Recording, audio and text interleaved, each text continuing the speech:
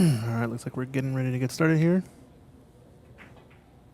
A-side action. Jesse James wins the flip against John Hernandez, or as he goes by, Mexican John. A-side action. Race to 8. 10-ball Virginia State 10-ball championship. And we're ready to go. Christian Younger's in the booth. I've got Vic here with me. How's it going, Vic? What's going on, bub? This is going to be a fun match here. Yeah. Not a great way to start, though. Jesse had a really good match in his first round, I think. Second round, he was playing arguably a tournament favorite. Who was it? Raymart, right? Did he beat Raymart in the A-side? Hill, something like that? I think so. Yeah, I think he's going to be the favorite in this match if that's how well he's playing.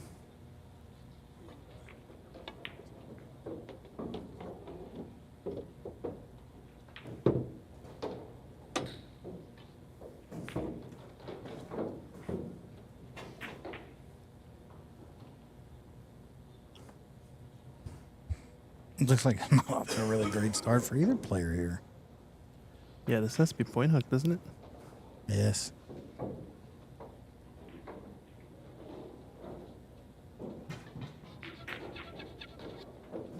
Looks like it indeed.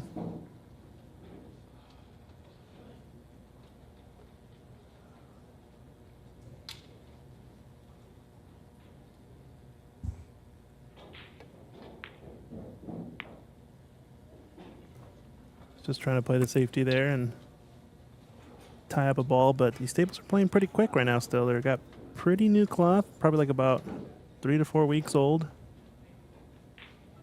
So it's starting to get broken in, but still playing pretty quick. Oh, yeah. Very fast. Everything's grippy. Yeah, fast and grippy. That's the key.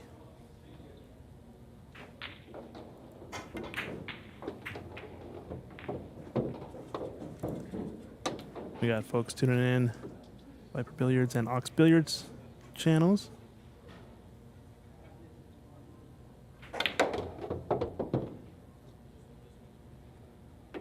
Talk about Zippy.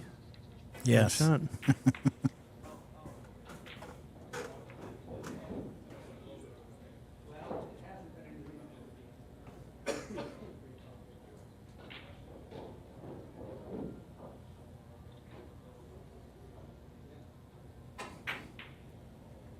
He's jacked up over this 5-ball. It is cue ball fouls only, I believe. So even if he disrupts it, it's going to be okay unless another ball or the cue ball comes in contact with the 5, but should be able to avoid it.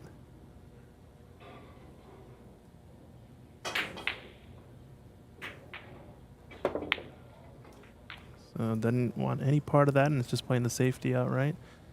Both of these one-pocket players, I think, for the most part, all right? Yes. See Jesse in here playing all the time. And John recently playing in that big one-pocket event. Yeah, they're both very strong. Oh. Hit it too good. I did lose to John in the A-side in this tournament, first round, or second round for him, but first round for me, and wasn't playing as strong as I've seen him play. I got to Hill. I got to the hill first, actually, and surprised at some of the shot choices he was making.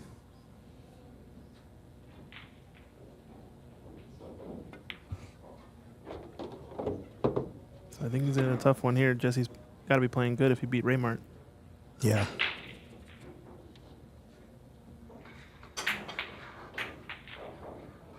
I think overall, most of the players, it is an adjustment with the table, but get that first rack out of the way and kind of feel it out and go from there.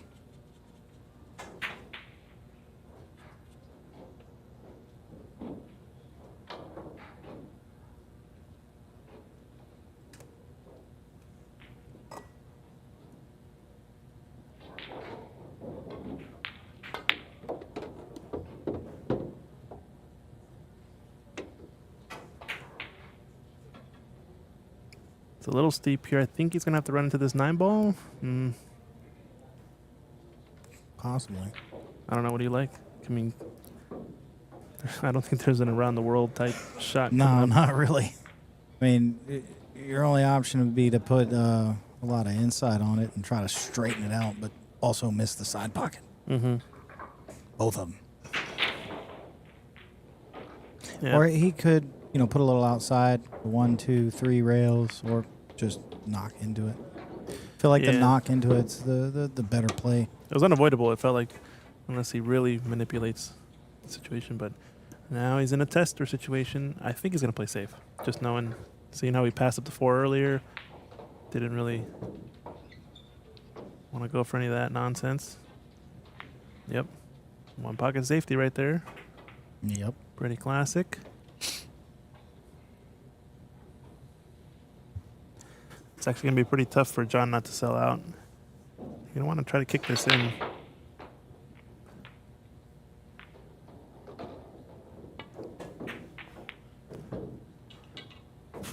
It's done pretty good, actually. Yeah, it's a makeable shot, but definitely not easy.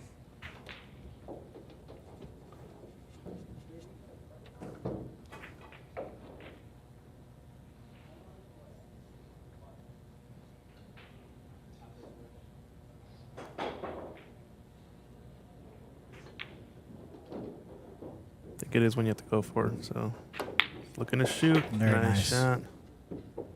Very good straight stroke there.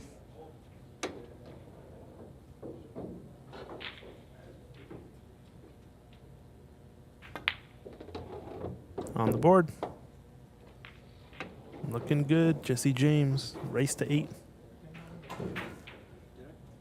I always find it kind of funny that every time you see a 10-ball player shoot, they're shooting the 10. They always kind of do that point to stick, like they're calling the pocket, even though it's straight in. Mm-hmm. I don't know. I always kind of find it kind of funny. Yeah. It's just a habit, I feel like. Nobody's ever actually calling the shot. Well, now, there is actually a video that I watched a few times of Savannah Easton playing in a 10-ball tournament, and the combo was dead in the corner. But because she didn't call it, even though they were frozen at the pocket, she didn't call it. Right. Her opponent Yeah. called foul because she didn't call it. So, I mean, I think it just kind of comes back to that it's a good habit. Yeah, You know? it is a good habit. That is an obvious one that she should know better, right? I think, at least. That's my take on that situation. Granted, as ridiculous as you might see it, if she aspiring to be, top professional player, I think she should know better, and she'd probably be the first one to tell you the same. Yeah. And that was kind of the whole caption behind it was, I made a mistake. Right, yeah. Even though it was like blatantly obvious that there was no other shot. That was the shot. Right, that was the only shot, but you didn't verbalize There's it. not a definite. There's a clear definition of what a obvious shot and what is not an obvious shot. So yeah, I mean, I think you're right. It's just like a habit basically that people form, and it's probably not the worst thing to just call every single shot constantly. We don't want to get into the rest in peace Mika Immonen situation. Calling the 9-ball, saying he called the 9-ball, and then Your going through opponent that didn't whole hear it. Yeah. drama. Yeah, I remember that situation. That was interesting. Yes. There's definitely a lot of drama in that one. Yeah, it was I think the day before I'd shown up to Vegas that incident happened, and definitely made a bit of a viral thing. I think it was him playing against Jeffrey DeLuna, I believe. Yeah.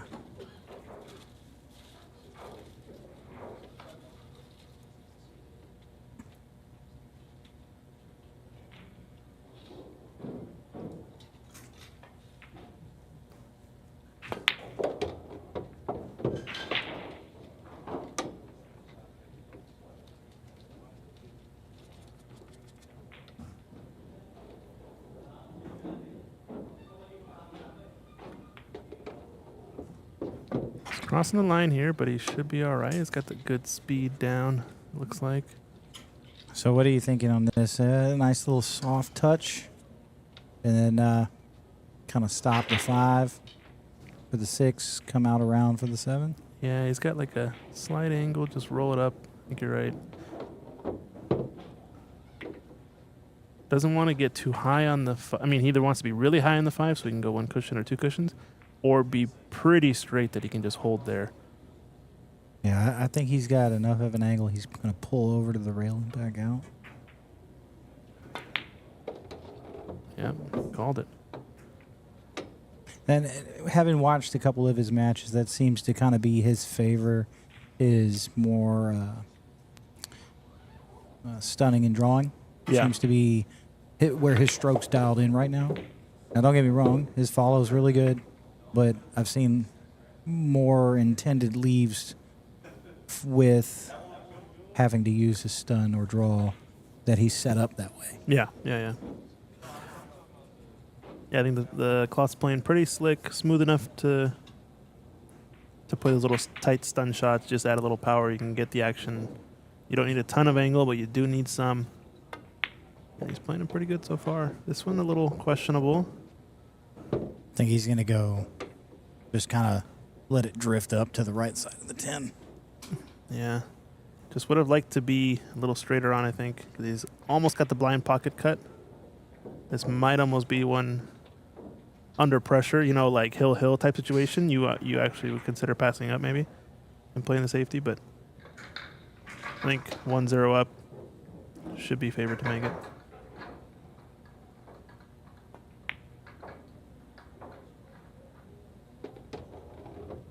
I almost feel like maybe he didn't follow it far enough there. He was afraid it was going to run on him. It's like we've seen with so many other shots today, they're hitting it soft, but the ball's just running. Yep. I think what's happened is this happens a lot with Simonis 860 in general. When it's brand new, it's got a little bit of a nap to it. What I mean by a nap, it's kind of like the fibers are kind of sticking up a little bit, and it almost has like a slowness to it, even though it's very slippery and slidey and not a lot of friction on the balls when it's brand new. And then I think what ends up happening, especially as people play on it, and these are public tables, they do get a lot of play. That nap sort of disappears. Yeah, and it's almost kind of like shooting on glass. Yeah, then it's like shooting on glass, and like the reaction isn't as strong on the bed of the table. But then at the same time, once it breaks in and that nap sort of goes away, the cushions get bouncier, and they're not so like shock absorbent because the cloth is starting to grip a little bit more. Mm-hmm. And that's when you start. That's kind of where we're at right now with these tables. They're probably about a month in, broken in. We're playing really fast because that kind of, I call it the baby nap, or like the first initial nap that was there when the cloth was first put on. That's definitely gone away, and now we're kind of in a super fast territory. Probably the fastest these tables will ever be is probably the next week or so. And then from here, that dirt and grime and play and wear and tear will start to slowly bog down the tables and kind of make them a little slower over time.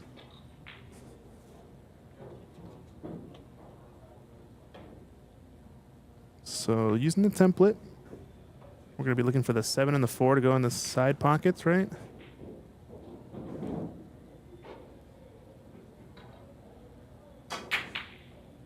See if he hits it good. 7's got a chance, went a little high. 4 ball actually went a little low and got kissed by something, so. It looks like the ones, he can see it, but Doesn't like it, I don't think. I mean, there's a makeable shot here, but I think he's going to play the conservative route and maybe try to bring the cue ball back over behind the 9.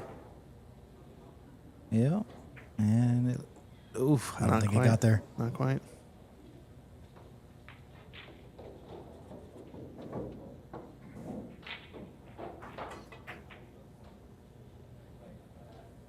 I think he's going for the combo here. Oh, the safe. Not a bad choice. This one ball's kickable. 1 cushion, half ball hit on the 1. You gotta think it's called it. And we gotta look at the 2, but not a good chance of making it. No, but I think he still got to a point where it's not clear to a pocket.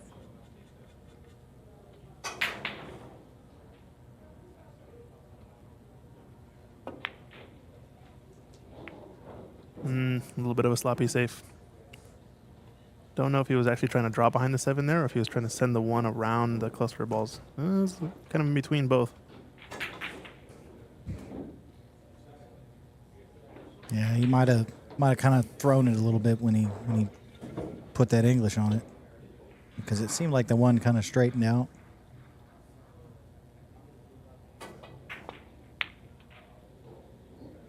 But both players Yeah, just a little speed.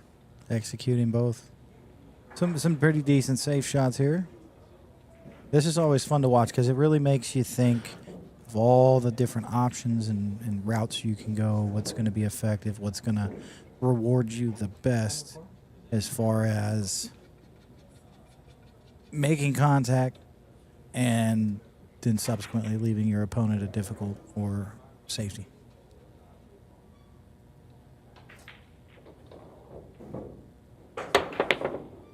That was a good attempt.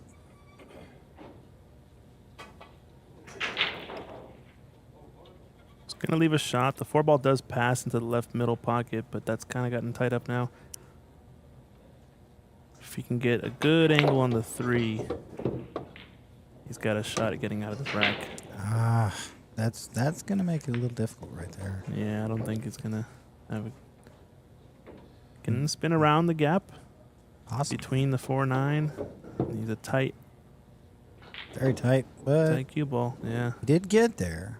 Now the concern is, where's the cue ball going to go after contacting the 3? Don't think he can avoid hitting the set. Well, 10. He may be going for the combo 3-10. Yeah, I think you're right.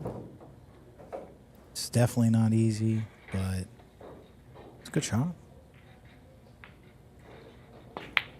Nope. But did he get lucky with the 6? Blocking it? Nope. I think he's got a clear shot there.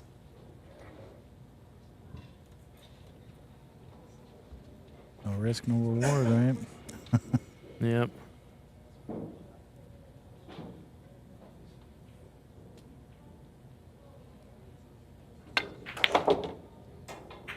It's getting a lot of action on the cue ball, a lot more than most players I've been noticing. I think that's probably led to a lot of his success here in this tournament. Jesse, I mean. This is what? Last 4 on the A side in this match, I believe? Yes. If let's see here. All right, we have 1, 2, 3. Looks like multiple messages here. Let's see.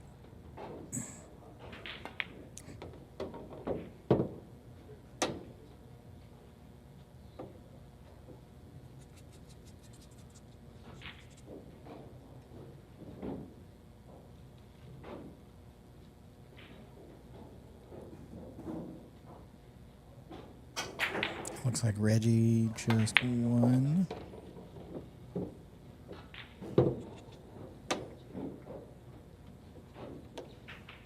Yeah, this is the last 4 on A side, and then we've got some B sides to catch up. So it's going to start getting a little intense, as everyone's going to be fighting. They're going to be fighting real hard to get in that hot seat. Yeah, whenever this goes in the hot seat, then sounds... Well, no, the next one. Sorry, winner of this will be in the hot seat match, right? The winner of this will be competing For the hot seat. Yes. Yep. That's what I call the hot seat match, I guess. Okay. Yeah. The winner side final. That's Right, what I call the hot right. seat match. Yes. I don't know if that's correct or not, but that's just what I normally name it. Yeah, I got you.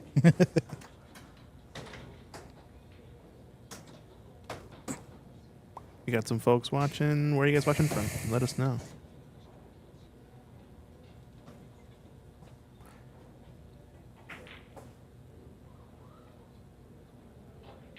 Needs angle on the 8 ball. Oh, I didn't like that into the middle pocket. I thought he could shoot this into the corner. Had a guaranteed look at the 8. Time for Mexican John. Bank this 7 ball. No, he's playing safe maybe. No, he's banking it. Automatic. 1 pocket shot, but misses it wide. The rail's definitely playing grippy.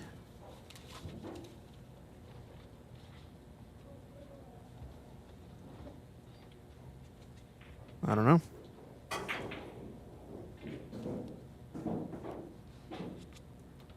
Not much to say other than just he's not making too many mistakes and John's leaving him the tables.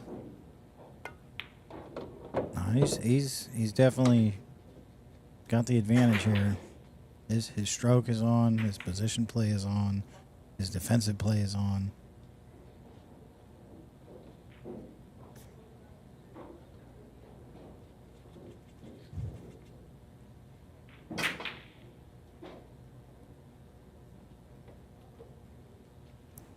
Something about this he doesn't like. I think the 10 ball's a little bit in the way if he's trying to go around it to kind of stun. Might just opt to do your shot from earlier, which is the draw back with outside spin. Nope, played it. He got caught on it. Yeah. It was a tight window to get around it. It was like right in the travel path. Yeah, it was a big ball the whole time. Bank shot time. Let's see if they're open.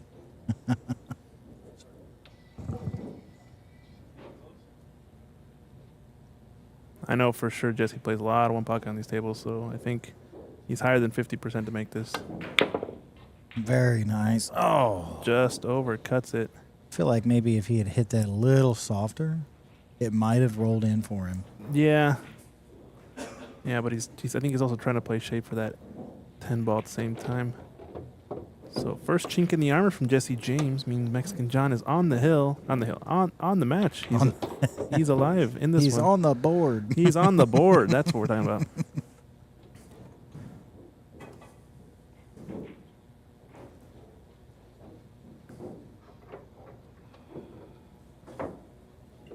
We are ready to rock.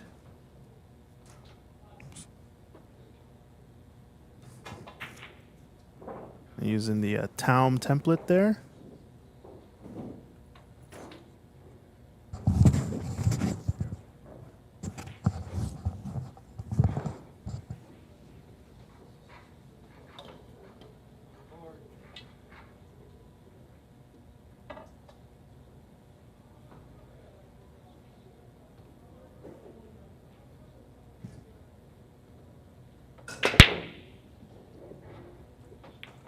Missing the 8 ball high. 6 ball, I didn't notice which side it went on, but neither player getting success on the break yet. I imagine it's going to change as this match goes on. Haven't really seen too many break-in runs. I don't know. Have you? We had a few earlier. Probably Raymart when he was shooting. Most of them were Mike Davis. Oh, Mike Davis. Yeah, makes sense. He just played on this table, right before this? Mm-hmm. Yeah, makes sense. I mean, Yeah, I'm sure his he's very comfortable. first match was a break and run. Yeah. It's a good safety there. Kind of nice little check side to not only clip the one thinner, but also send the cue ball just past the 4. Looks good.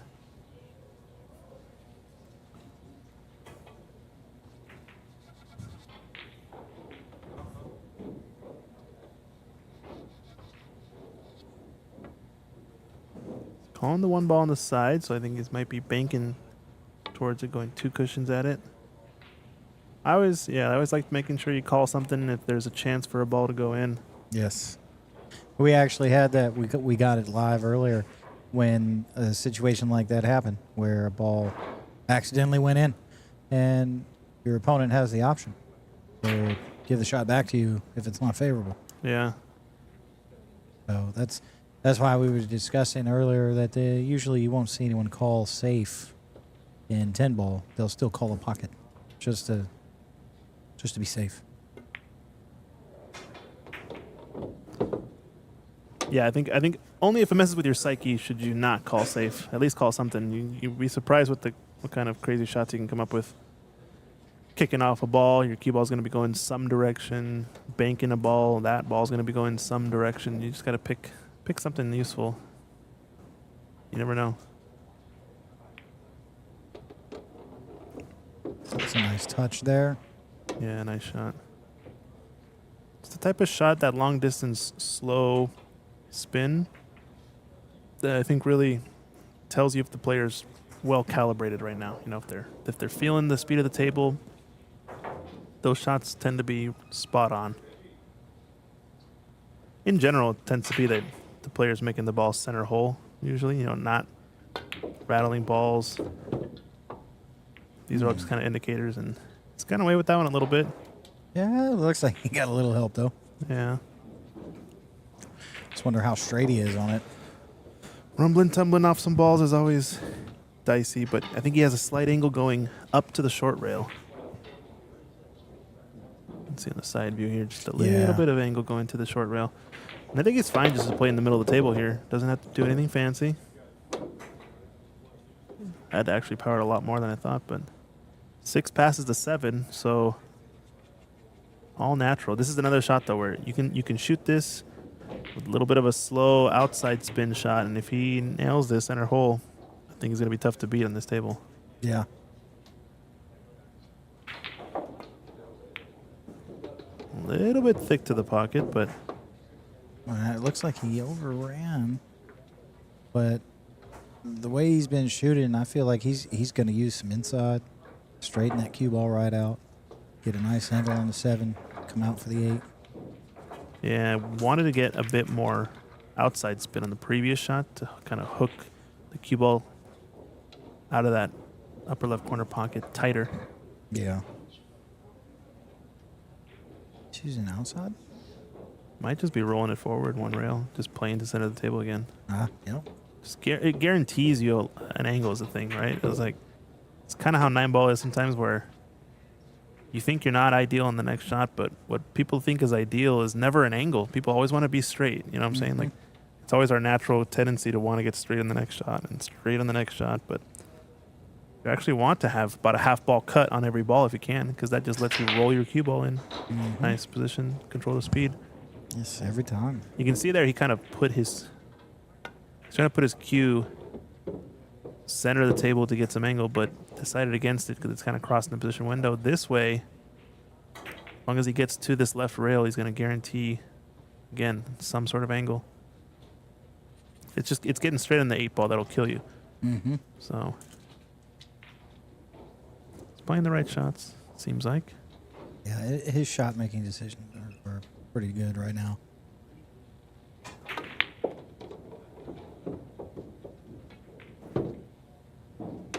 And it looks like he's got a little bit of an angle on that to just stun it over. And then that'll put him up 3-1.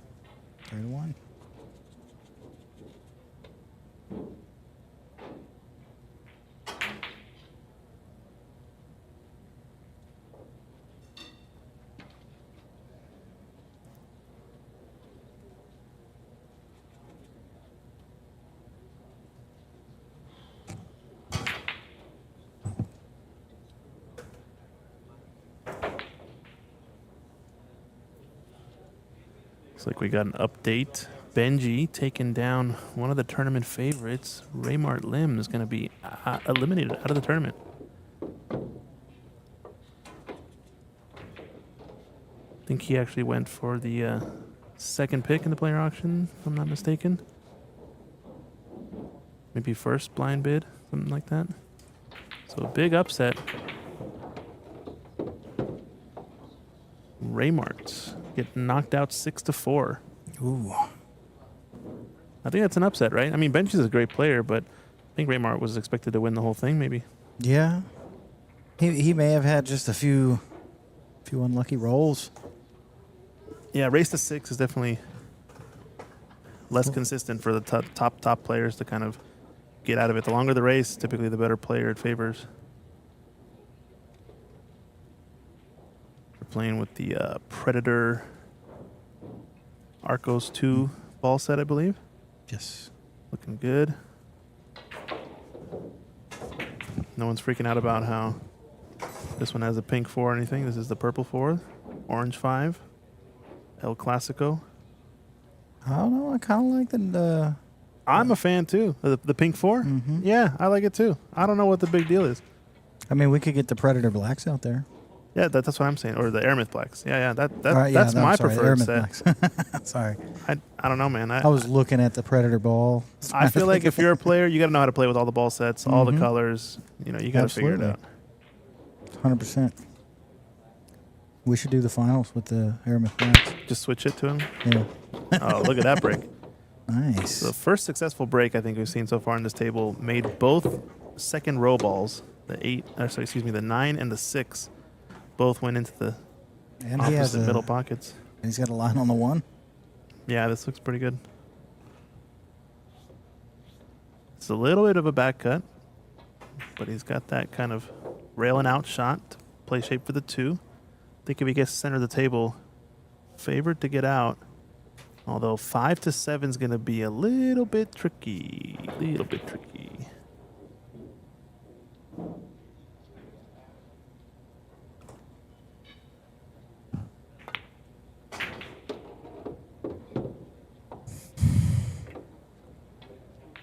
I think this is the important shot. Not that it's difficult, but getting the right angle on this 3 to kind of stun on the correct line for the 5, it's going to make 5 to 7 really easy. This is kind of the underestimated important shot of the rack. I think he got right where he needed to be. Yeah, is he pretty straight? He's got a slight angle toward the 5. It looks like, so that means maybe just either roll forward or drop back a couple inches. He's rolling forward. I don't know if I like this. Yeah, it's kind of very. That's not much of an angle. That's pretty straight. It's got a little bit. He may be able to top load. No. You think? Go forward? Yeah, if he cheats it a little bit, he may be able to top load, force the cue ball over a little bit before the English takes, and miss the 10. Looks like his tip position tells me he's drawing. This side pocket looms large here if you cheat it the wrong direction. Oh, he did cheat it that direction, but... He missed the side, but the corner caught him. That's... I think he hit it so hard because he was kind of worried about that shot that I was talking about, the, strike it, draw straight back into the side if you cheat it the wrong direction. A little bit unlucky. I think it was just, like I said, that angle from the 2 to the 3 could have been a little bit more, paid attention to, a little bit more emphasized because it was pretty important, that line. Gives him the game, so John claws 1 back. He's only 1 down.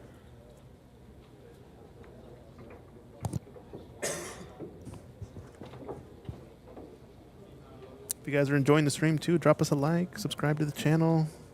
We put all this hard effort together. Shout out to Justin Page doing all the hard work and the team here, setting up the tournament.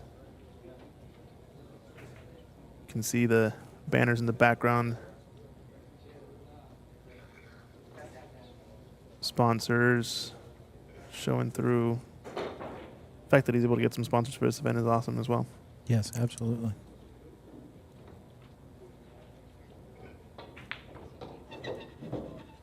So Jesse had a good solid break on the last one, right? So let's see if he can, if John here can get a good solid one as well. Believe John is breaking with his playing cue from what I noticed in our match. It looks like here he did switch cues though.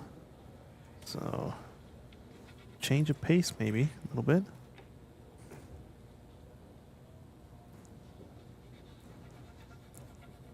This one doesn't pass the 6. So it's going to be a blind pocket here, upper left corner. Just don't know how much reward there is unless the 2 passes the 5.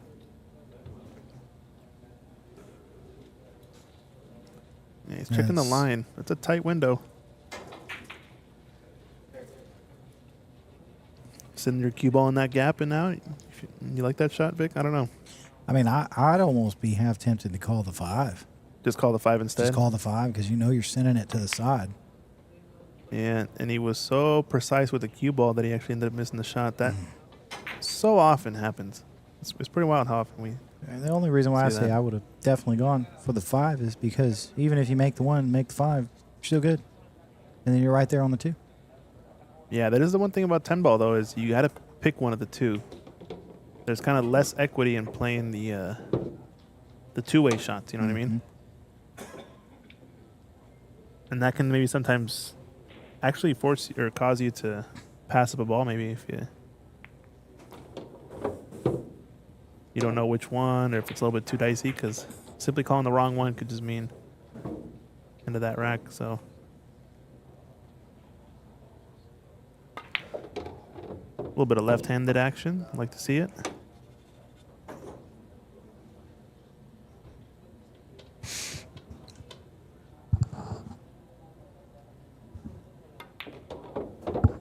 All right, going between the gap and the 9. It's guaranteed an angle once again, the 6 ball. The 8's kind of big here. A little bit in the way. Going 1 or 2 cushions. You want to go 2 cushions because you don't want to flirt with this left side pocket, but... Ooh, left again. Yeah, he did well there. Yeah. Kind of just want to get up into the middle and, I'm sure take your medicine. He probably wanted a couple more inches there just to not have to bridge over the 8. All right.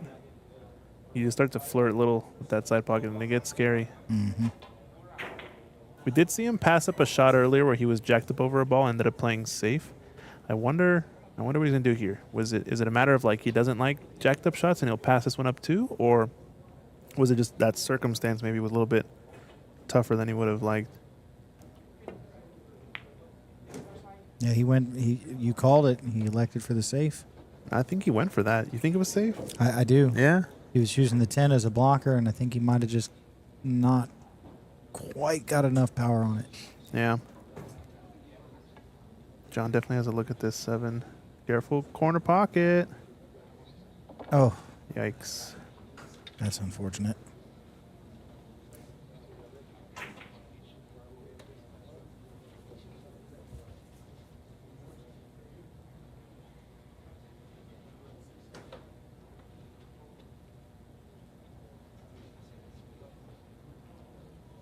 The 7 is like a stop shot, and the 7 puts you dead straight on the 8. So any angle on the 8, and I think it's easy to get 9, 10. He's opting a stun just a little bit. Probably going to try to come out one rail past the side. I actually also don't mind playing for the lower right-hand corner here next. Yeah. It's not the toughest shot. You can kind of play for the side, and if you don't get dead straight with the right angle kind of floating away from the rail, you can always opt to I feel like he's going to let it corner. float back out, though. Yep. He's tend to favor that one as well. I don't know. I don't like the angle. I didn't like that shot too much.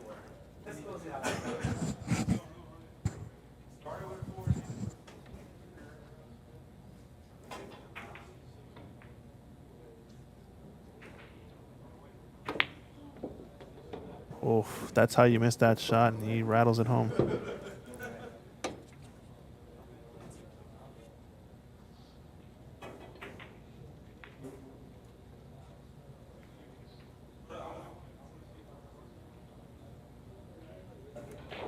I like him taking his time, just thinking through the shot, straightforward, play the cue ball position like you would any other shot. Too often, I think people want to just get it over with, get down, shoot it, Yeah. completely whiff it. You got to approach it like you would any other shot. Take your time, line it up. Very nice. Boom. Good execution. 4-2 up. Not bad.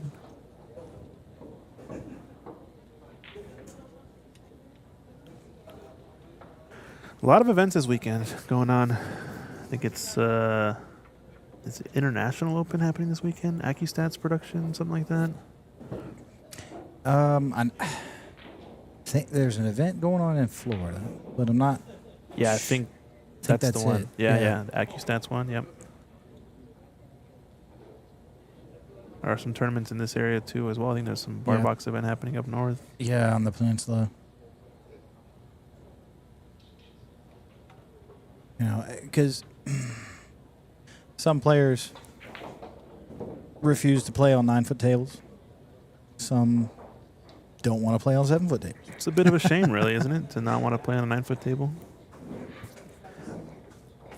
I always think that the player who plays on the 9-foot table can always switch over more easily than the player who plays on the bar box only. I agree. I think that's... I think the most common description I've heard is if you go from a 9 to a 7, it's like shooting fish in a barrel. Yeah. You just gotta... You obviously gotta focus on different things a little bit. Tidier cue ball matters on the bar box. Clusters and breaking up clusters and knowing certain shots also matters a lot more in the bar box. But when it comes to just execution and... A nice, good... Yeah, developing a good stroke. Yes. Cannot replace a 9-foot table for that. Because a lot of people think, oh, you got to hit everything harder on a 9-foot. No, you don't have to hit it harder. You got to You hit just it have smoother. to hit it smoother. Yes. So a little bit of a safety battle here. He's got a half ball or so of this one, maybe fuller. If it's fuller than half ball, I think you can actually send the one around the 10 and play behind. Yes. He's calling the shot. Did he point his cue? I believe so.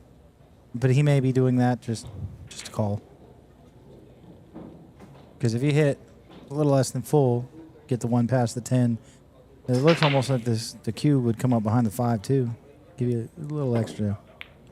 Oh, wow. And he's jacked up and nails it. Wow. And got the leave. What a shot. Now getting out of there for the 3, do you think a lot of inside, or you going to draw? A bunch of left spin. Take a quick look at that No, replay. he's going. Well, I mean, it is pretty Oh, straight. wait. Wrong It is replay. pretty straight. Looks like a shot from earlier, so something's wrong with the replay. We'll take a look later. But a great shot there on the 1.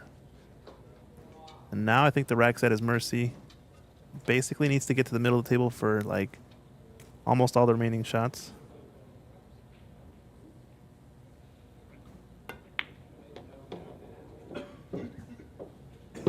Yep, 2 cushions is nice here.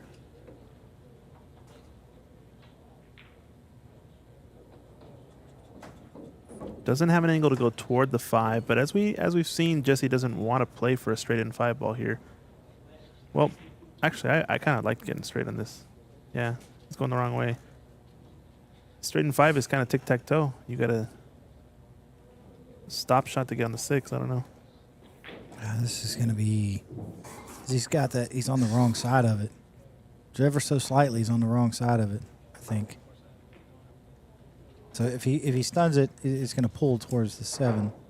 I think it's doing Mego draw. Or just bump the 6. Yeah. Ooh. It's a good shot, but he still needs to recover here. Now the question is, do you go one rail with the 5 and stop shot it for the 6 in the side? Do you cut it and risk the cue ball coming off the 10 and sending it to a less desirable location? I kind of like if you can get the gap between the 6 and 10. Play 2 cushions and play the 6 in the same hole. Feels the most like natural, like let the cue ball do it's what it's going to do. Just put a tiny bit of left to help it out. Yep. Yeah, that's There what you he's go. doing. It's going to be a big bounce, but he's okay, just barely. Almost a blind pocket now for this 6, but if you can get back in shape here on the 7, recovery shots are hopefully over. Oh, no. One pumped it and missed cue land. Here we come. He looked like he was uncomfortable on that. Yeah, he was also, I don't know if you saw the shirt was getting close to that 9 ball. It's kind of stretching a bit as well. If I remember right, I think they are only doing cue ball fouls. Right.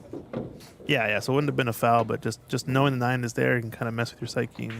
Yeah. Especially if you're used to other tournaments where all balls are live, and even if cloth touches it, it's a foul. Yeah, we haven't seen too much John in the past 2 racks, but he's looking a lot smoother than he was earlier. Don't let me jinx you, John, and Right. whiff one here, but can play this out in open space or 2 cushions, whatever the preference is. Looks like he got pretty good there. Yeah. So that's going to bring him one closer here.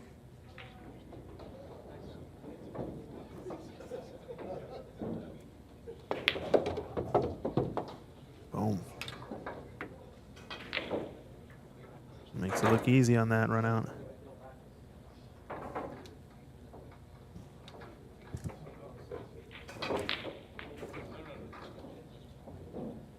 Take a look and see if there's any other players who want to jump in the booth as commentators. I know Justin's waiting in the wings. As some additional commentary. Got some banners there in the background. Maury, Q-tips, and gloves, I believe, is one of the Viper Billiards partners or sponsors. I think you can check out the billiard store, I think, for Viper Billiard products. Viper Pro Shop, yes. ViperProShop.com, something like that. Sells all the Maury stuff. Really nice gloves. I think that's my favorite part of that brand that I've seen. I'm a fan of the closed finger gloves. Oh, that's a nice break. Ooh, and lovely little bump to open up the 2-3 and leave a shot at the 1.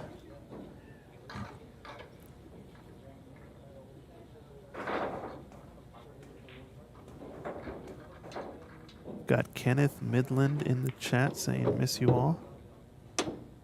Don't think I know Kenneth, so he's probably talking to you, Vic. Or maybe the all is in the Q Masters billiard community here. Oh, interesting. Miss. Overcuts it, but loaded it up with a bunch of right-hand sides, so I think just a little bit off on the deflection there. Just getting the gauge of it.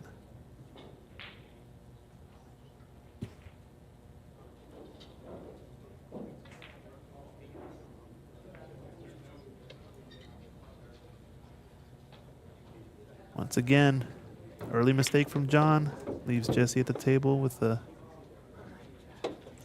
decent layout. Yeah, decent. I feel like he's going to capitalize on that mistake, and he has such a solid break. It's unfortunate.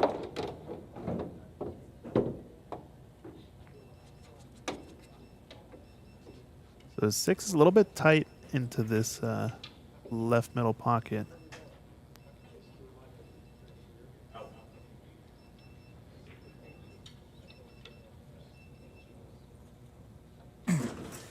Have some audio interference from somebody in the crowd. Maybe their pager going off or something. Pager. Yeah, I would not be surprised if some folks here have a pager. All right, I'm not judging. Just saying. Sounded like a pager. What else makes that kind of beep sound? You know what I'm saying? Might have been a pacemaker. Oh no, I don't want to hear that.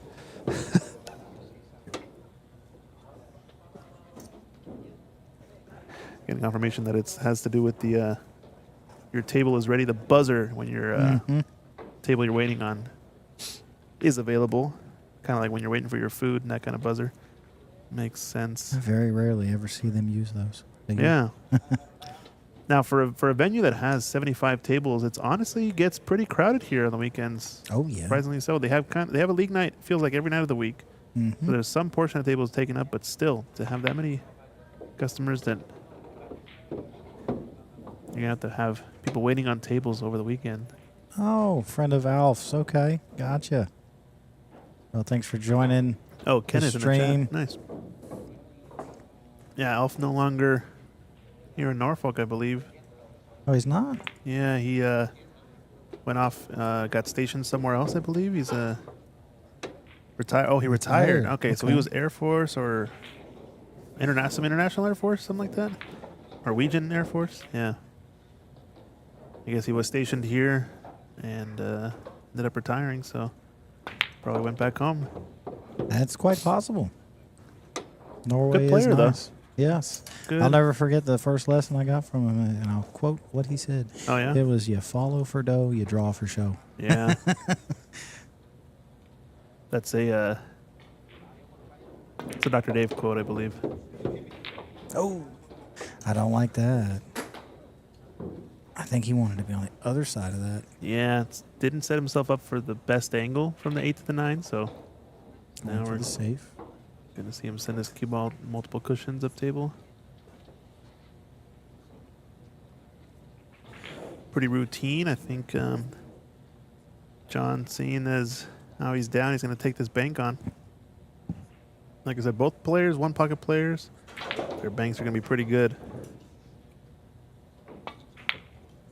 Looks good. Oh. Tiny bit short.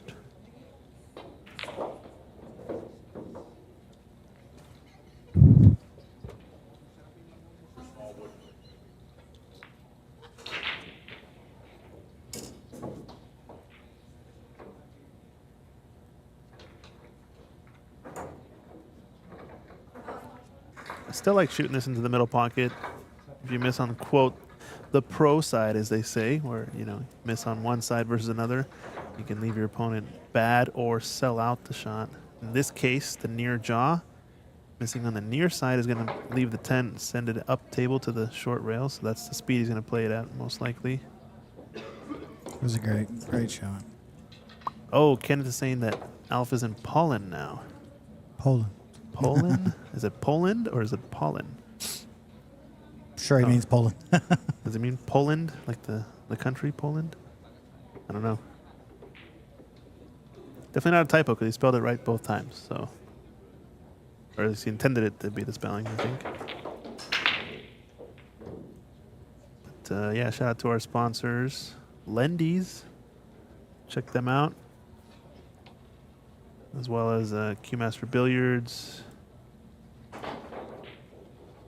And who else we have? Digital Pool. Raymond's Pro Shop. Raymond's Pro Shop, yes. Digital Pool, higher level sponsor. It's their logo in the lower left corner for the whole event.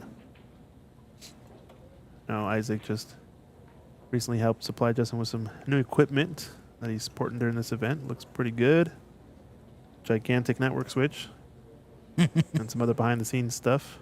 It's all nerd stuff. Don't worry about it. It makes the cameras work. Yeah. If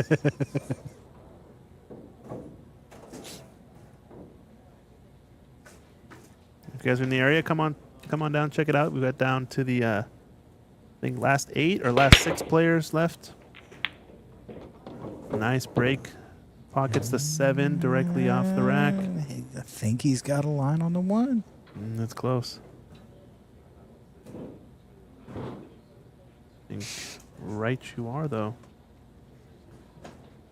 It's tight, but I think it goes. Yep, it's there. And then he can come out All day. You can, what do they say? You can drive a Mack truck through there. with a trailer. 2 Mack trucks side by side. Both with trailers.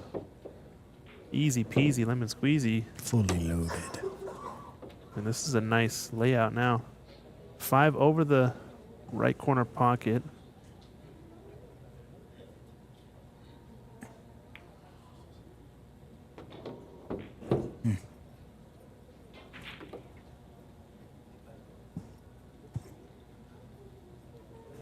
Actually got kind of a tricky angle here now. Remember how we were talking about those middle pockets? You want to, you just get straight on the ball, right? Oh, it's actually a lot harder to get straight on this ball than it might appear. Right through the window. That was a nice shot. And he's might be a little short. I think he's good. He's got plenty of room there to just slow roll that and still be able to not get caught behind anything. Yeah, I also I don't mind going around the 6-10 here, 3 rails.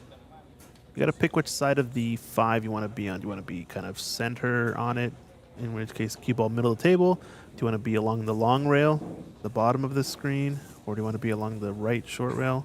Those are the kind of extremes, and I think being on along this short rail, the long rail, kind of where he's close to now, is going to be the easier shot to play this one cushion. Also can opt to play between the gap of the 8 and the 9. See from this angle here. Again, looks like he's just rearing up to shoot this with follow and send it one rail. Touchier, that version of the shot, but if you're cutting them exactly how you want, it's really not that bad.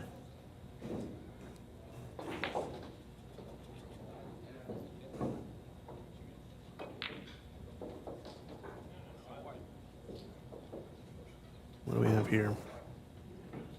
Another kind of in-between shot? Draw kind of threatens the middle pocket, or no?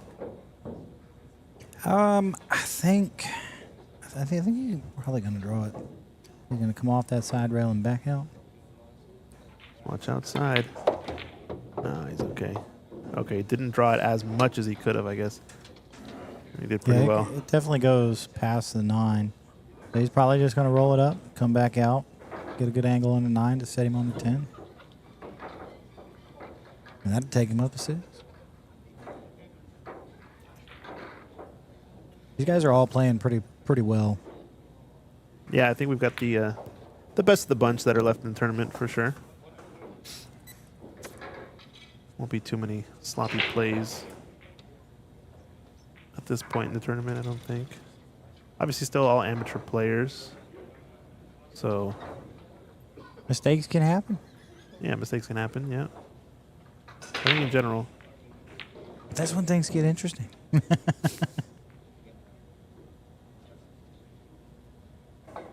you ever play Call of Duty, the older Call of Duty?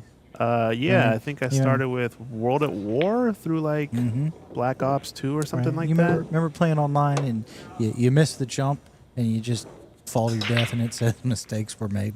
Yeah. That's what it feels like when you miss one of these important shots. Right.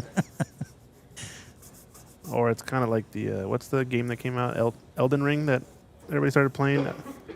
Basically, if you're used to that game series where you will lose. Oh my goodness! And lose lives very often. But I believe that's the second miscue he's had here. 2 racks in a row. Yeah, actually, yep. Maybe 2 racks in a row or the previous. I don't get a second game off. Maybe might have been the one before this rack as well to go 3-4 up and he gave it to him. Yep, giving up the rack. 5-4. John gets back in this match. A gift from the pool gods, or maybe the miscue gods, whatever you believe in. I just wonder now if with consistent play and then 2 miscues, 2 racks in a row, and he was putting some pretty severe English on that miscue. Yeah, I'm almost wondering if maybe his tip is damaged. Oh, or, maybe. Yeah, it sounded know. like it could have. I think he did. Didn't get the angle he wanted. That's why he kind of had to rear up with so much spin. The shot there would have liked to have, I guess, like a half ball cut or so. Send it around 1 or 2 cushions. Let the cue ball do its natural thing.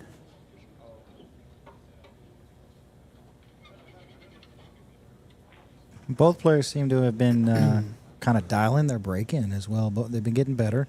Let's see what he's got on this one.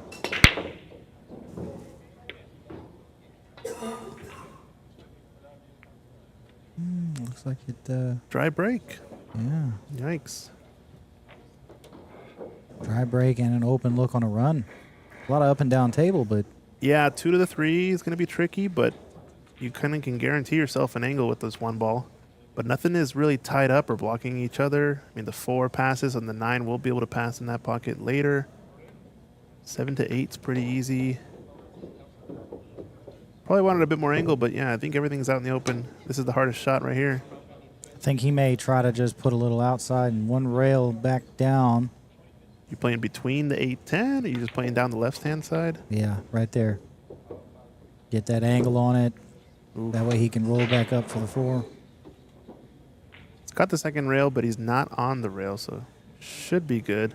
Well, he's also got the pocket there if he needs to get a little lower on the Extra ball. space. Yeah, I think he's going to need it, though, because I don't like sending this cue ball between the 5 and the right long rail. I think I like that coming down to the left of the 8. You know what I'm saying? Yes.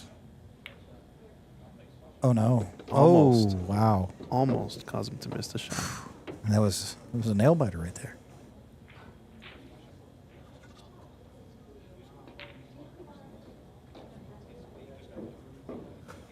Center table for the next 3-4 shots or so. Just don't overrun it.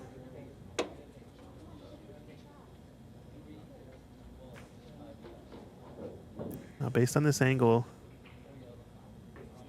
from 5 to 6, I'd almost just prefer a stop shot because you're guaranteed the nice angle on this 6 ball. Yep. So does he. Just clear the 8 and you're kind of off to the races, home free. amazing how much easier too the rack is whenever this 10 ball is not near the spot, when it's kind of closer to one of the pockets even. Just makes the run so much easier, I feel like. Yeah. It's always one of the more awkward spots on the table to be just below that spot. So he's up and get a little bit closer to the 7. Play below the 8. It was kind of dealer's choice there, what your preference was. This is a bit of a mistake, though. I think he wanted it to grip. Yeah, I don't think he wanted that much movement. Yeah, it's a bit more of like a stun. I think he just understroked it. Again, probably a bit of a stretch. Who knows? Seems to be the only times that he's really made mistakes when he's stretching out, but nice recovery shot.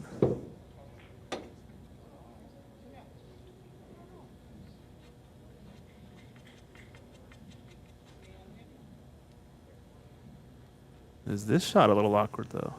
It is. I think what he's going to probably elect to do is put just a little bit of draw on it to catch the rail between the diamond and the pocket.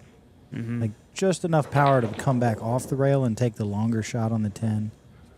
Because if he tries to pull it, he's risking that side pocket. Yeah, I think the pulling type draw is a bit more of like an execution, like a really, you need really good timing for that kind of shot to work.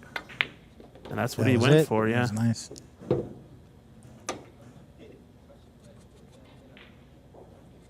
But I think you're right. It's like if you can just play maybe the less of a shot where you really have to execute well to make harder 10 ball, I don't mind that so much. Yeah. I mean, it all comes down to what you're comfortable with, what you're feeling, you know. Like if you know you're in stroke and you're confident in it, it's not an issue. If you're kind of having a rough day, I mean, you know, take the more conservative route. Take your medicine, yep. Boom. 6-4 now, Jesse. 1 away from the hill to punch his ticket in to the winner's side final, a.k.a. what I call the hot seat match, to try to get into the final or win the hot seat in the next round. But John's not out of this yet. Both players locals here at Q Master Billiards. Both big one-pocket players. I think we've just seen a little bit better overall consistency from Jesse in this one, which is why he's leading 6-4. But he's had, 2-3 kind of big mistakes maybe that had he not made those would be kind of a blowout. But Yeah. it's let John in. Yeah, because, I mean, one of those mistakes pretty much was the end of the rack. And he gave it to his opponent. And then before that, it was on the 9 as well. He miscued. Oh, okay, yeah, uh-huh. But it wasn't a foul. He hit a rail. But his opponent's still out. So, I mean, there's been a couple pivotal, like, I would say equipment errors more so than anything. Yeah, and You know? one of that, it was that stretched out shot was one of them, right? Where he was really stretched out and kind of rushed it. And he miscued that 8-ball pretty bad, but gave the game away. He has been making a few pretty decent recovery shots to some of the smaller mistakes, though. Yeah. So, you know, he's... I still think he's been playing better than John, I guess, right? Yes. Some real endurance race here. I don't think the one passes. I don't either. If it does, it's awfully tight. He may 1 into the 6, cue ball behind the 9. Safe. Oh, he went in front of the 9. Hit the 9. I think he went to go the other side of the 9. He didn't hit it full enough. Yeah. That was a tricky shot. I mean, it still doesn't leave an easy. No, Like- but he's now disadvantaged in the safety battle, I think. But John's going for this. No, he's just calling it in case. He's lost the initiative, I guess you'd say. Mm-hmm. But I'd expected John to put him in a tougher spot here.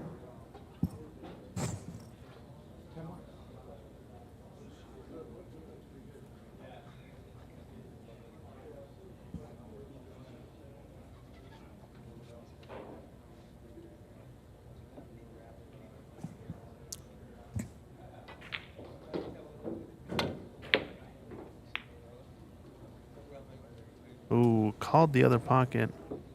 I think he must have called the 10 ball. There's no way the 1 was coming near that lower right-hand corner. So player option and 10 ball, even though the ball went in, was not the intended call. So John has a choice to take this or give it back to his opponent. Might soft shot the 2. No, he's going to continue to play safe. And he did not get there. Yeah. I would have soft shot that 2 into the 7. I thought it passed the 7 though too. Like, doesn't there? I think the a center. gap? Oh no, it's not quite not there. enough. But at the angle he had, the 2 would have stayed in front of the pocket, and he would have had a little bit of an angle for the cue. But Yeah. I wonder how much of it is though to kind of maybe shift momentum, make Jesse have to kick a few balls as opposed to letting him keep swinging at right. offensive shots. I don't know. Oh wow, did he just get paid off? Yeah, he got away with it. Wow. He's called the kick to the upper left corner with the 2 ball. It's gonna hit this at pace though, I think, to get it to come around the table. Oh, that was a Really almost made it actually. Probably deserved to make that one. It was pretty close. I do believe that was his goal.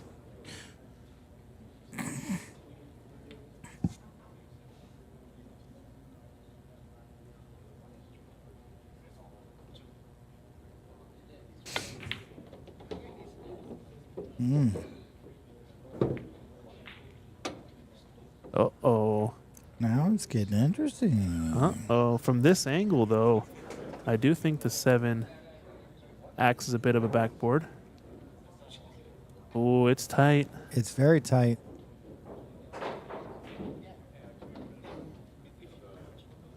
Oh, that's really tight right there. I think if you go for this, you can't catch the right rail on the way in with the 4. You kind of have to hit the 7 full directly. You almost have to thin cut the 4. Yeah, it's actually really thin. I don't know if it even guarantees a shot at the 5-10. It might only be a carom, so. Mm-hmm. All right, he's playing That's an interesting. That's a good shot, though. playing the bank. No, it's going to come around the rails. Watch out, 10 ball. Watch out, 10 ball. Push the 10 to the pocket. Yikes. Drama. Oh man! And John jumped out of his seat really quick. Yeah. Let me just draw this into this real quick. Get another rack. Oh my goodness! Wow. He rushed that so bad. I wonder if he's locked. If it's going to be an automatic foul. Oh, he's going. Well, I mean, it is pretty straight. Oh, sorry. Wrong. Still don't know what's going on with the replay. Justin I did don't something with it. I'll fix it.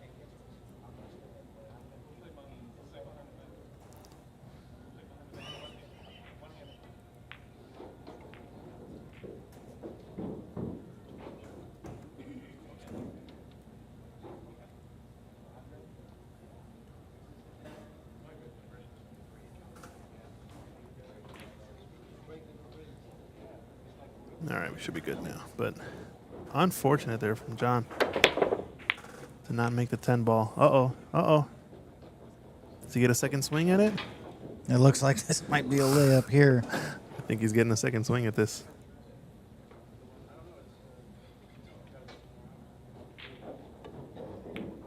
Yep. Now the question is, does our replay work? Let's find out. Oh, no. Oh no. Almost.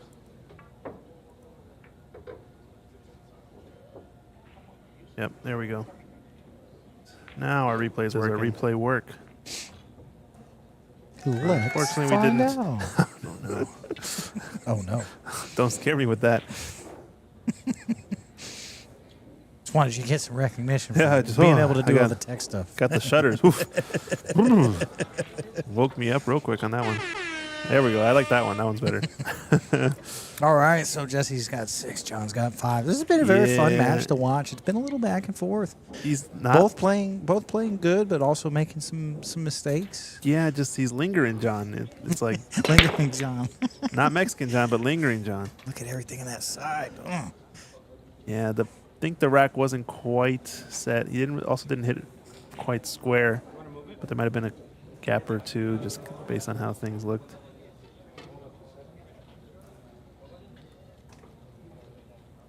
Yeah, he's gonna try to move the rack here. 7 is a little bit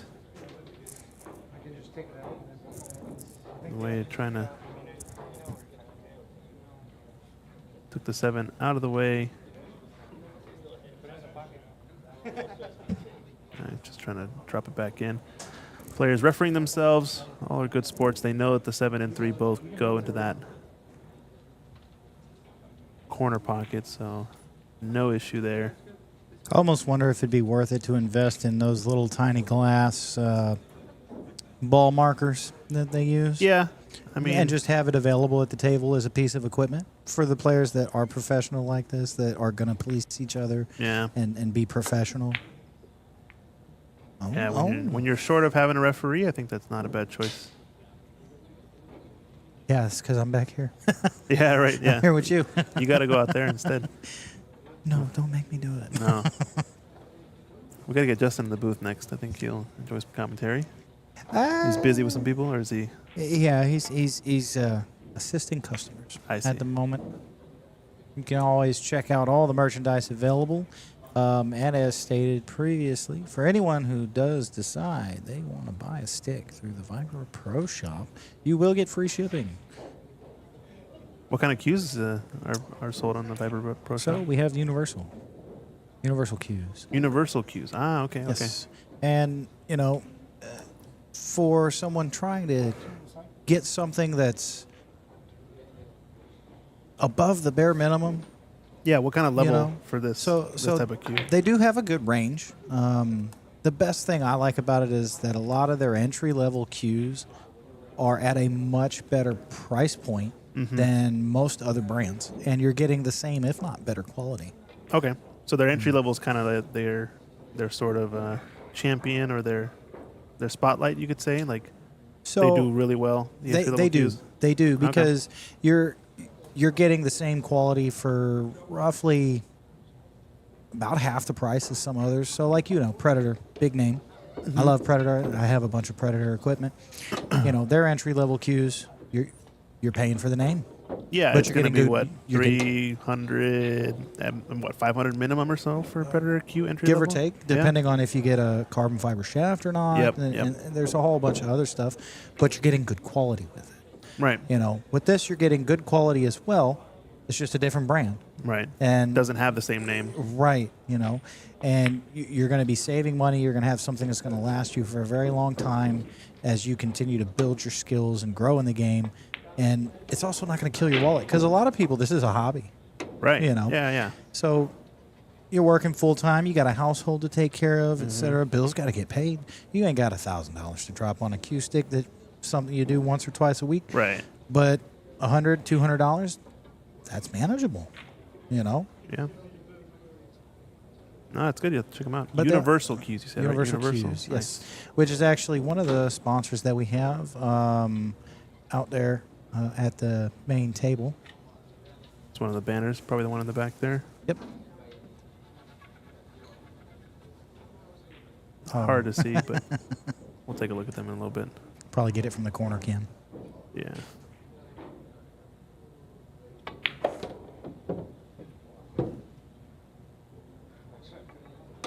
Ooh. Speaking of corner cams, how are we liking this setup? Is it I like it. I think Looks good. I think it does look good. We were talking earlier while you were in your match about we're trying to continuously upgrade and improve the setup that we have. And our next goal is to be able to get a straight down shot. yeah, you top know, down view, like, yeah. like a GoPro with a clip or something similar that we can get a straight down shot of the table. Oh, that was a nice bank That was shot. really nice, yeah. That way you can see some of these angles a little more clearly. Okay. That you're not getting with the setup now. Now we can see almost everything, but it's kind of hard. You're not out there at the table looking like that. That eighth of an inch makes a difference, So we're trying to get to that to where we have some additional equipment just to provide a better viewing experience. Right.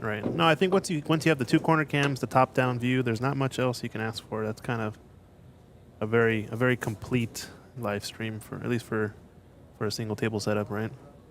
So serious. Wow. I almost rattled it.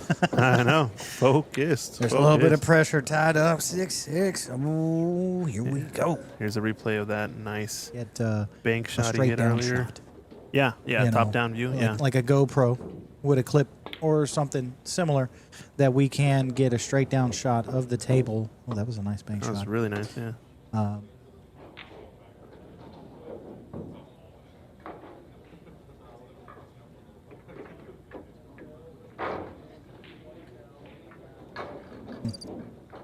2. Yeah, not bad.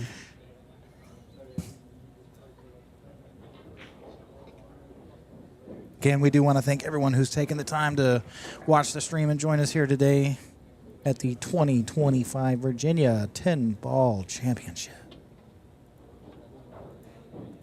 Yeah, wherever you guys are watching from, drop us a like, subscribe to the channel. We're trying to grow the game, obviously, so it helps, and it starts with the free likes and subscriptions to YouTube, etc. Yes.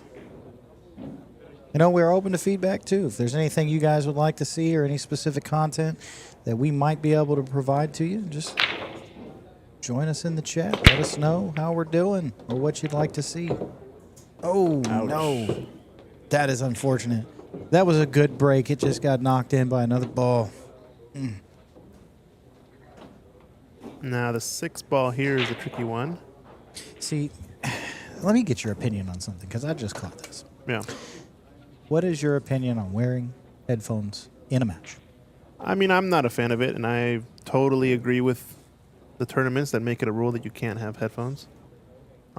But I will delegate to the rule maker if if headphones are allowed according to the rules, then headphones are allowed. Right. But I personally won't use headphones, and I'm not the biggest fan of when my opponent has it because, if anything, not for sake of them necessarily being able to focus more, I don't really care about that aspect to it. For me, the hard part is having to communicate with my opponent.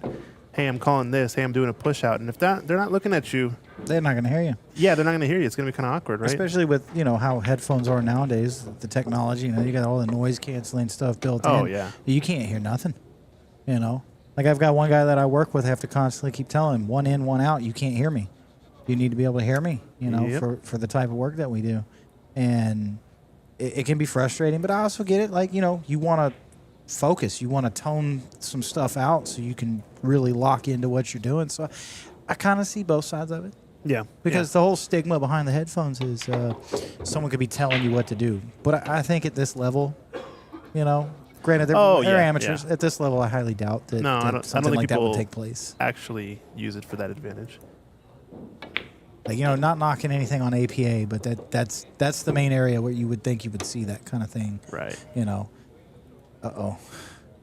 Oh, no.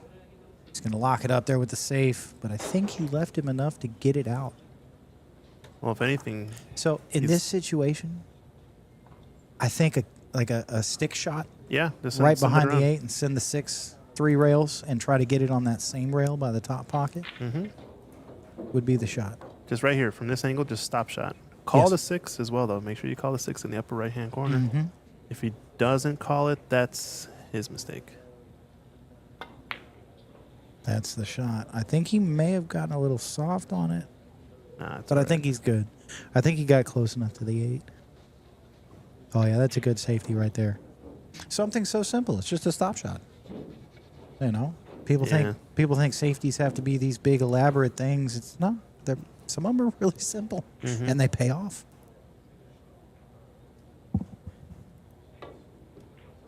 Oh, Oh, excellent attempt by John there.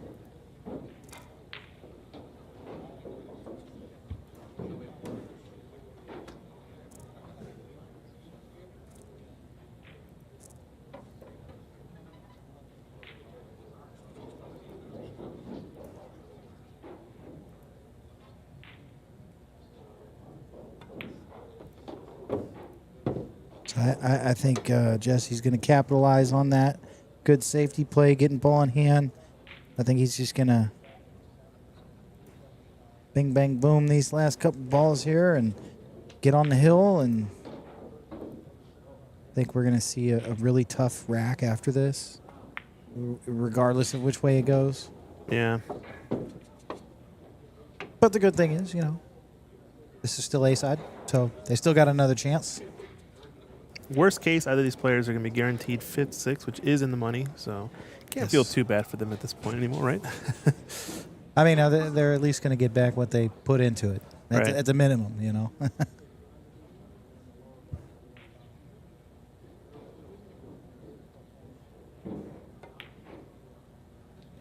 Very nice. All right. On the hill first. Yes. I think Jesse just likes to make matches interesting because his match against Raymart as well went the distance, right? He was on the hill pretty early on. What was it, like 7-4 or something like that? I don't think remember. so. I think he had a couple of bad breaks in that match, and his opponent capitalized. I'm not sure if he had any miscue issues. That's why I'm wondering if maybe there's, because I noticed in that particular rack he didn't really put a lot of draw on anything. Yep. Did some stun, but not a lot of draw. So maybe, when your tip starts to get worn, you start to get those, severe English shots that'll miscue, whereas if the tip's fresh, grabs it a little better. So Yeah. it could be a lot of different factors. Could have just been uncomfortable. I mean, we have been playing for quite a while today. They've had a few little breaks in between, but it's been pretty constant. So fatigue is also a part of it. You just got to kind of shut everything out and let that muscle memory take over. Oh, 8 ball. 8 ball, yeah, that's in. Good break from John. Oh, I think I think the one just got blocked. Think you can see enough of it to go one rail? Oh. Oh, he called the wrong pocket here. And it's going to open up. That looks really tight.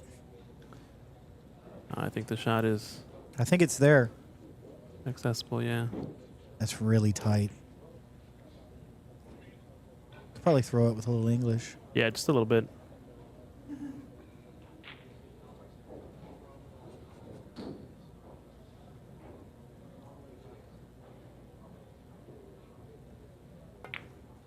Yep, good hit. Good hit, definitive. You could hear the sound. That slight little doo-doo. Let's see. He looks pretty straight on this. I wonder if he's gonna be able to cheat it and come back out. I think he can go forward one cushion and come across. Yeah, just had enough. Now this is gonna be the interesting shot here, because he's gonna have to draw back.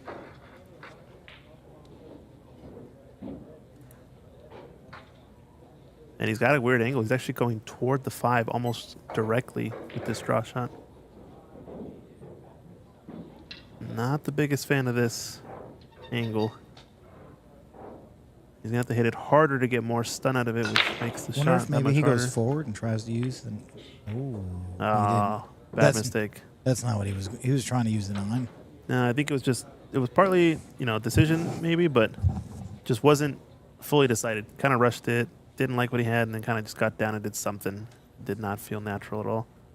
So even though there's not particularly like a shot clock displayed, Uh-oh. a lot of the players tend to hold themselves to a shot clock, like an internal shot clock. And you can see sometimes they feel like they're rushing themselves because Yeah. they're trying to maintain that standard of, 30, maybe 45 seconds at most. Wow, look at that shot. Banana. Got a little, Little rub off of that 9. yeah, you got a little love. I ain't mad at it. Now, runs this out, it's really going to get interesting. Mm-hmm.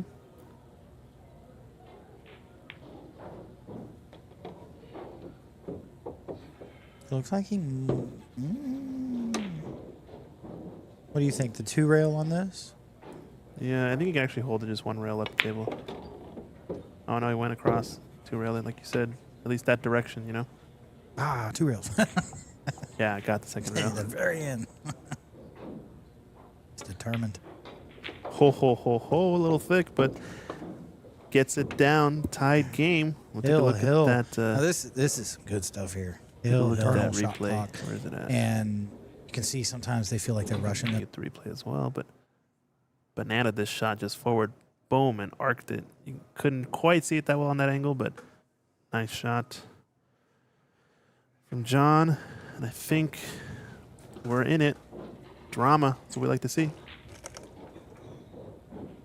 Hill action. Nothing like a good battle. Yeah.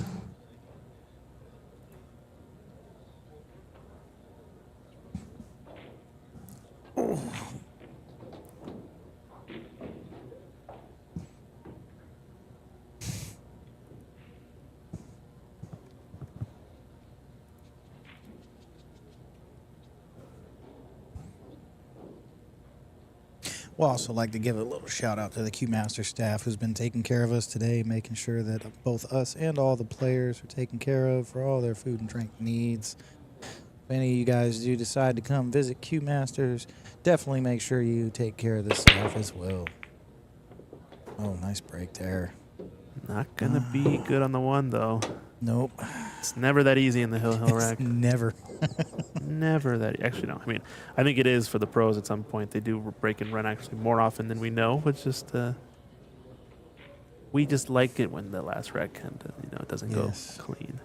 Yes, Joe, the Boston man, this is definitely a great match, and we're going to have a couple more really great matches coming up after this. So definitely stay tuned to the stream.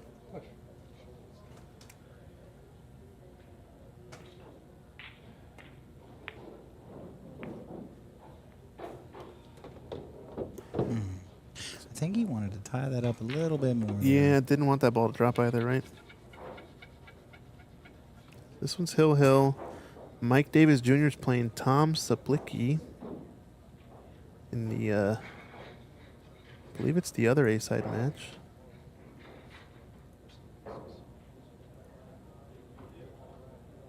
Yeah, the other A-side match. 4-3, Mike Davis Jr. leading, but Tom's staying with him. And those two players definitely have a, I don't want to say a slow pace of play. They have a very methodical pace. Yeah. And well thought out, and I think that's going to be a pretty interesting outcome there to see who comes up into the hot seat match. Yeah. I mean, I haven't seen too many of Mike Davis's matches before, but, he's an ex-pro. Obviously, he can tactical out the game with the best of them. Yes, and he's shooting very well today. And I think that for the most part, from what I've seen, he's made very few mistakes. Yeah. And a lot of the matches his opponents are winning are from runouts. Yeah, so he's not playing badly, at least. No, not at all. Now look at this safe. This is a good safe right there. Yeah. What would your approach be on this? On this kick shot, it's tough. If you can get in between the gap of the 3-8, a 2-rail kick might be on, but the 6 looms large. I almost kind of feel The like 1 rail is there, though. It's probably simplest the if he just elevation. goes, but Maybe push the 5, use the 10 to keep it straight. yeah, how do you not sell out a shot? I guess you have to hit it harder like that to Oh, he got get lucky some roll motion. there. Motion of the ocean. Mm. Yeah, I don't think he has a shot.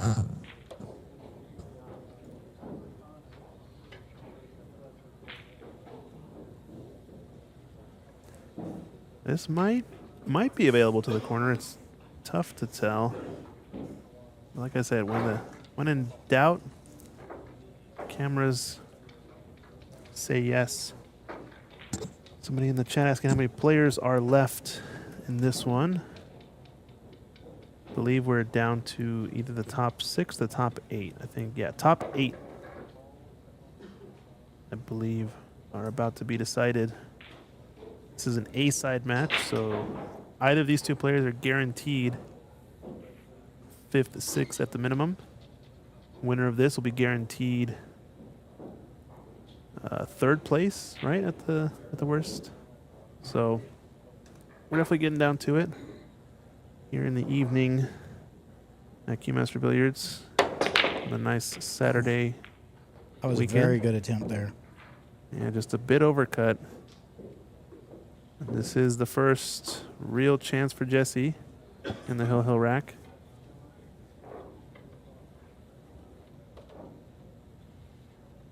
A lot of pressure here for both players.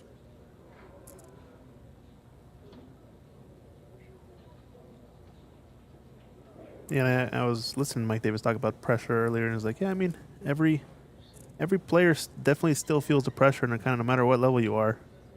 But it's kind of like at first you get a little overwhelmed by it at the start of the tournament, and then you kind of get used to it, and then what it does is it kind of makes you just try really hard, you know? And you start to actually use the pressure to focus.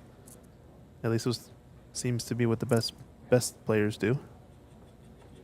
But it's kind of unavoidable, I think. I mean, I guess it's working for them. That's why they're the best. Yeah. It's just interesting to note that you're kind of almost expecting and looking for that pressure to guide you in a way.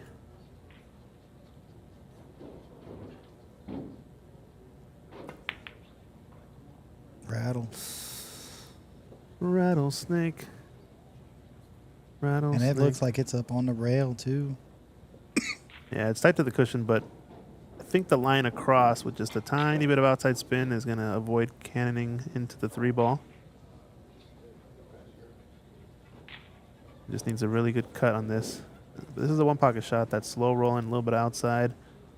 Get the shape on the 3. A 1-pocket player will get shape on the 3 to the same pocket. Doesn't even have to do that well in this shot.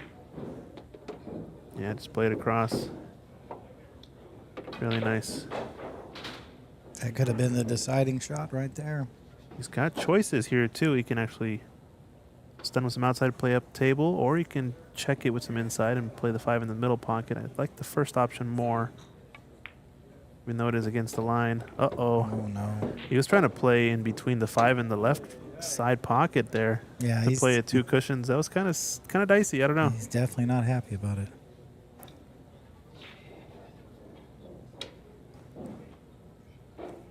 Bank shot coming up.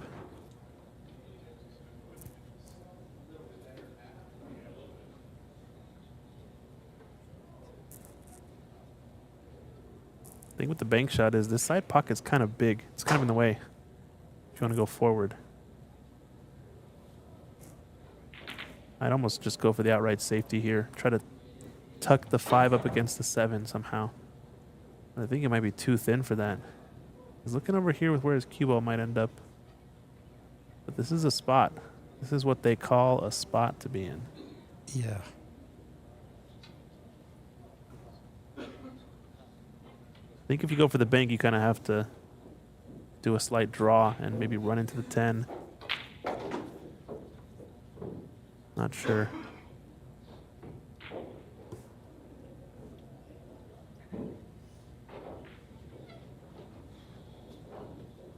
Drama. Gotta love it, though. Yeah. All right, he's playing the safety for sure. Go around the 10 ball. Watch out, corner. Ouch. I don't think that was the play. I think the play had to be play the cue ball between the rail and the 10 ball.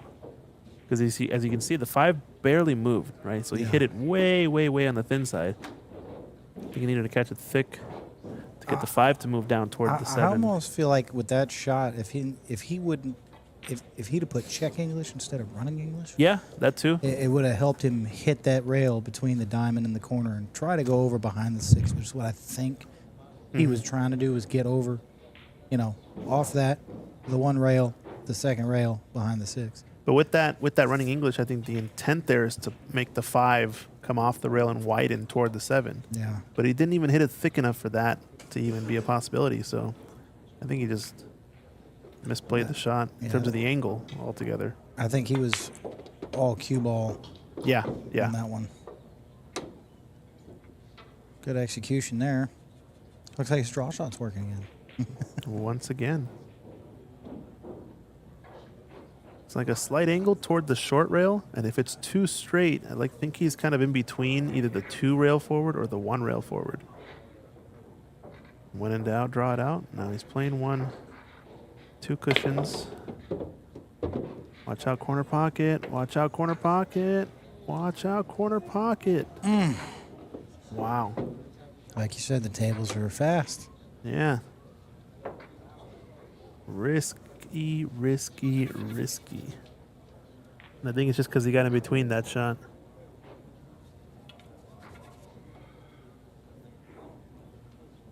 All right, so pressure on. You got 2 ducks in the pocket.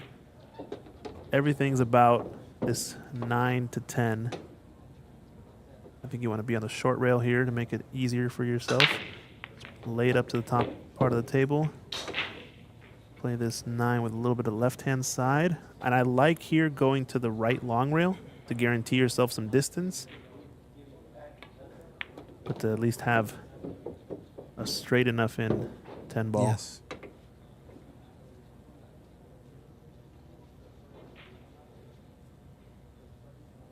For the match.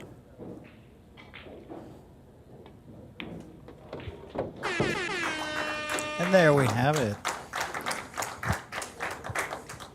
All right, so neither player eliminated, but John Hernandez, a.k.a. Mexican John, going to be advancing into the winner's side final, a.k.a. the hot seat match. So congratulations to him. Yes. Getting away with it in a couple of hill matches, some close ones. Oh, yeah, definitely. But, and we're going to have a couple more really exciting matches coming up. Yep, so we'll take a quick break and be back with the next match in a little bit. Reggie Jackson against Lucas Courtney.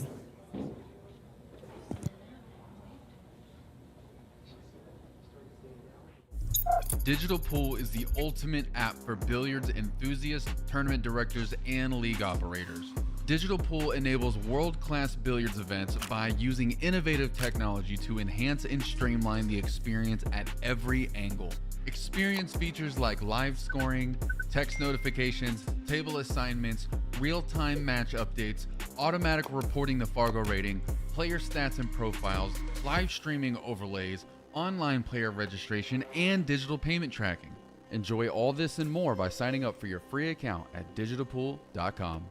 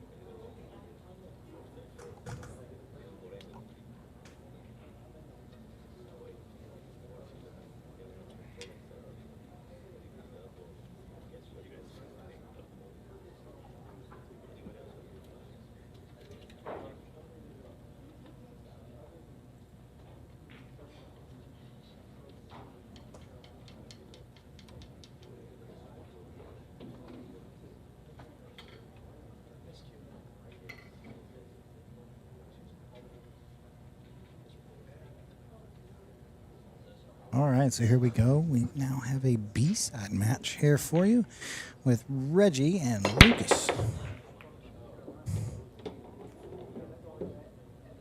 The two, it looks like that one ball's covered.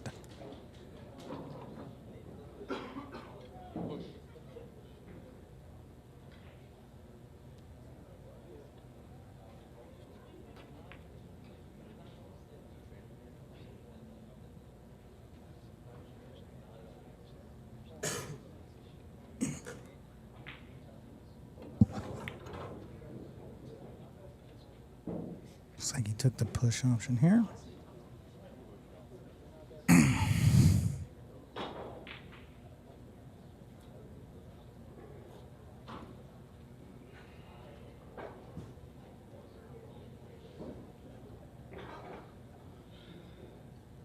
So I got the opportunity to watch Reggie earlier. Yeah, pretty solid shooter. I think he had a couple of bad rolls in last match. All right.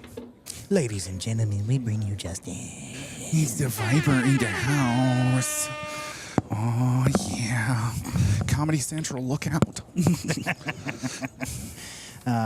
Don't know about that one. Switching chairs. I'm tired of this. Comedy Central presents Career Fails. I don't know how I feel about that. Like a failure? Oh, lordy, lordy, lord. So Lucas Courtney, Reggie Jackson. This is a B-side match. Good We old- already covered that. It's fine. They haven't heard me. They don't want to hear you. Some good safety play so far, though. Nice hit. Not going to get rewarded as well as he'd hoped, but still. I mean, slightly, because of the fact he could just play safe on this rather than trying to go for the three. Mm-hmm. But three is in a pretty decent position to actually just, play it out.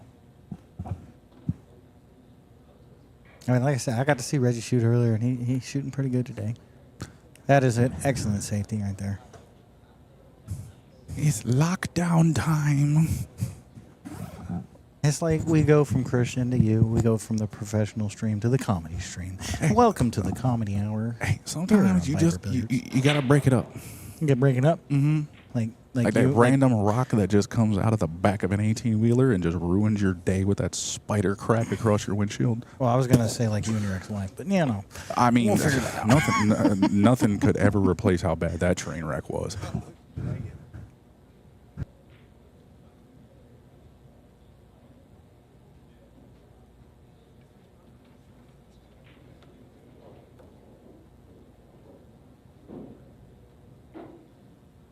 Got our recent winner over here, Mexican John, as he likes to have himself referred to as.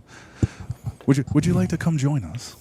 So No, you gotta go keep warming up. I want to Okay. know the history. Why you have the Mexican nickname. John? The show? No, Saul. And he's the guy he passed Oh, yeah.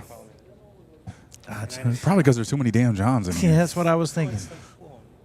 Yeah. bus driver.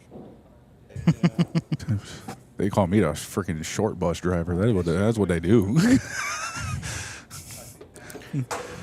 Why is he on this? Why is he on this bus? Because he licks the windows. We don't have to clean them. Okay, dokie then. Things just took an interesting turn. I don't know how I feel about it. I felt pressure because my tongue was on the window. It's not the only thing it was on. I mean, there's the crossbar. Probably would explain, why I ended up having, have half a tooth replaced. But, that was also because I ran into a brick wall. I'm playing off the wall when I was in 5th grade. Yeah, don't look back when you're within 5 feet of the wall, running at full speed. It's not a good idea. It's really not a good feeling either. Okay, what Reggie doing here?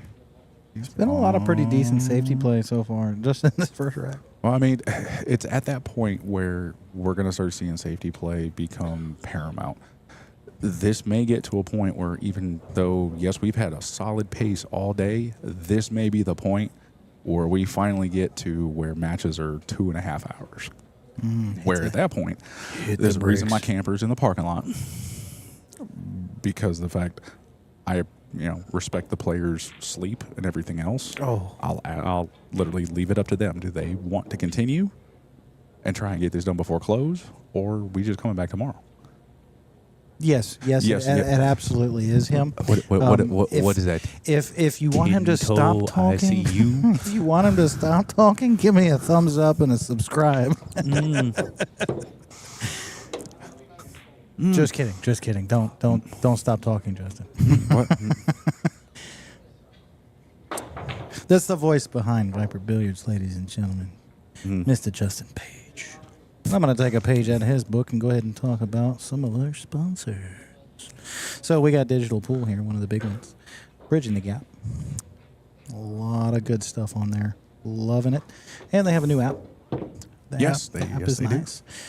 It doesn't have all the features yet, but it is nice, And then we've also got our host location, Q Master Billiards. I'd like to thank them for letting us use the venue. And want to say a shout out to the staff for taking care of all the players and us as well. Make sure you take care of them, guys. Who else we got, Justin? Mr. Raymond Walters, owner of Raymond's Pro Shop up at Diamond Billiards in Midlothian. Oh, yes. Got all the services you need right in-house. Just go see him over at Diamond. Great place, by the way. I don't understand why it caught so much flack at one particular point in time. But I'll tell you, whatever was wrong, they fixed it. Because last year when we ran the 10 ball up there, not a single player complained about the tables. Not a single player complained about the service. Nothing. It was great. They let me park my camper and back. They gave me fresh water for the whole event. Like, I was there for 3 days. Yeah, and it was great. It was awesome. It was awesome. Everyone there seemed to have a really good time. Oh yeah, Thomas Dorsey literally sponsored with $750 added for that particular tournament. Also, I ended up coming with a bigger staff than I expected originally because of the fact we collaborated with Mr. Christian Youngers over here again for that event last year, which is why we decided to partner up again for this year, and he actually comped all of my staff's food. Yeah. For the whole weekend. I'm talking, that was probably like a $650 bill. No, it's RJ. Yeah, RJ Carmona, doing some family things and whatnot. Unfortunately, he had to miss this event. Slight scheduling error / need to spend time with family. And I fully understand that.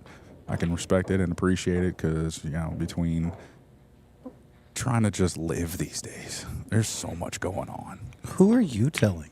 Do we have to have this talk again? I mean, between getting up in the morning, taking one of my 17 medications the Navy's got me on top of that, making sure that I get on the scale and realize, what the weight limit is so I know what shoes to wear, to cushion the impact of the stress for the day, Like, I'm still wearing my combat boots right now, and this is supposed to be a relaxing event. Hell no. This is a grind. We got like 4 hours of sleep last night, if that. Yeah, same here. Because I got back to the house, I work out of town on the road at night. Got back to the house, had just enough time to make me something to eat, relax, watch an episode of something, maybe 20 minutes long, and I look at the clock, it's like almost 2 a.m. already. I'm like, oh my God. Especially after the drive. So I feel you on that one. The worst part for me was getting into the camper in the parking lot. Oh, wow. Can we get a replay on that? Man, I think he just hit it bad. What happened? I mean, it was in the pocket. Oh, I can tell you right now, Reggie ain't gonna let that slide. He gonna take this. Oh, you know it. Oh, did he overcook it? He overhit it. He overcooked it, but he might hit the 10 to bump it. Oh, he got that side pocket play. Actually, no, he probably just gonna send that all the way down. I don't know. Put it over in the other corner. Let's see what he does. That's what I thought. You couldn't be quiet long enough to see what he does. Oh, no, I thought I saw some chicken in the background on the screen. So, I'm sorry, I'm hungry. yeah, thanks to one of your other sponsors, Wendy's. Mm-hmm. My wife cooked me some mean wings. Oh, and he Nice shot. literally follows the pattern that I've heard 1,000 times from the pros, regardless of the fact of how close it was to, lining up to the corner pocket. He still went side pocket. So what's going on with this? Hell, he went rail first. He was trying to bring it back around, and he got too much rail. Yeah, there we go. That's unfortunate. He just misjudged it.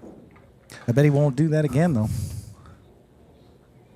Hey, RJ, if you really paying attention, I play you a race to a 5 for 50 cents a rack. I get the 4-ball out. RJ is one of our local, really good players. So, yeah, I'd probably need the 4-ball. And you know what he do? He play a safety on the 3 just so I couldn't get the 4 every time. Oh, man. I've learned so much from him and Neil, just joking around. He helped me improve my jump shot so much. Yes. I can be within a chalk width of a ball now and at least get the ball over. I may not make it, but I you can can at least get it over. It's progress. Progress is everything. It is.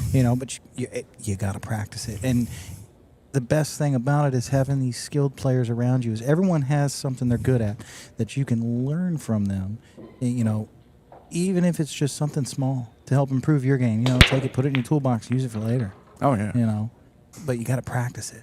You got to practice. Looks like a solid crack, but that one's not going to lay up pretty. Cue ball sits behind the 6.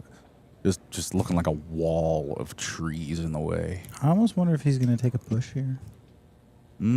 Or if he's going to try to make a kick and stick. Yeah. I kind of feel like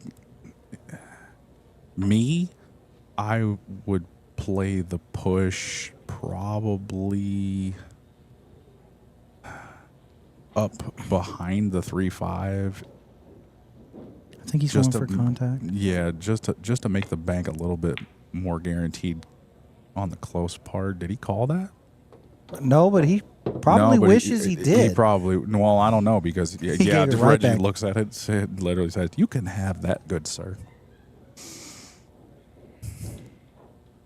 I'm not gonna lie. I have to say, Reggie has been a wholehearted supporter of the tournaments that I've run that he's been in, and to get him to actually come down here with less than $1,000 added to guarantee that his expenses were covered, I highly appreciate him for that. Wow. Tell me he called that.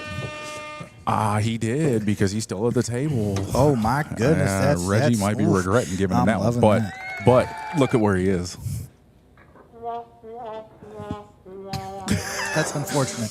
Great shot with 0 reward for it. Yeah. Did he? I was gonna say, is he Did he- about to do it again? This man is a banking machine at that point. Yeah, let's look Look at at that this. replay on the Oh, 2. It's good God. dead straight on. And he hits it absolutely perfect. Slight catch of the jaw, but not enough to change the path. He even got the tap from Reggie there on that one. It was, We got a Mexican John back here taking a breather. Yeah, especially after that stressful match. He needs it. Oh, we need to get the score updated.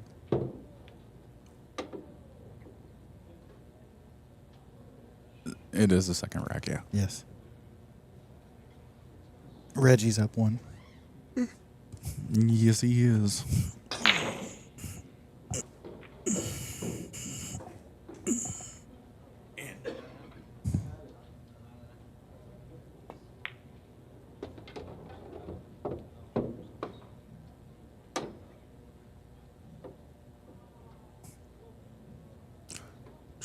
So on the winner side match, we had Mexican John beating Jesse James.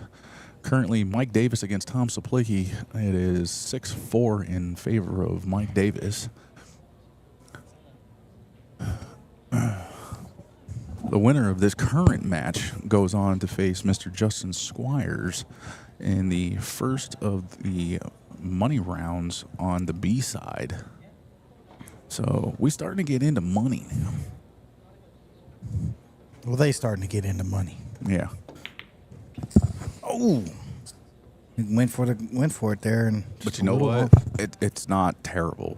You know, depending on how Lucas plays this, he may have to, put a little extra on the ball in order to get it to come back around where he wants for the 6. All purely based on how does he want to shoot the 6. That's really it, though. Yeah. Somebody was smoking some Chiba outside. The devil's lettuce. Ugh. Green as a bullfrog, sticky as glue. Big pocket. Think he's gonna get a bad Is he look. about to? He can Ginsu it. Is this about to be a three-peat? Right.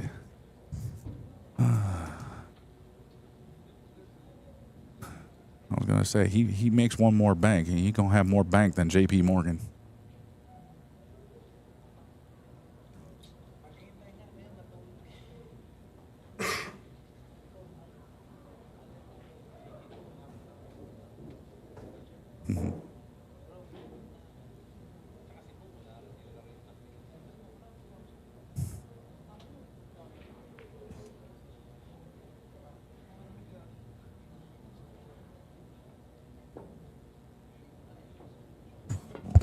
Okay.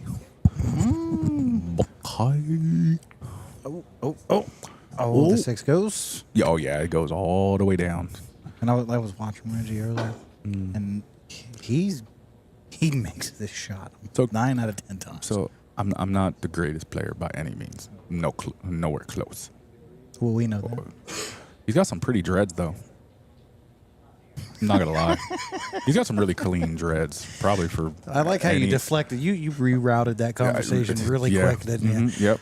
Like I just agreed with you. I'm not saying I am either. I don't think Christian would either. So I mean, look.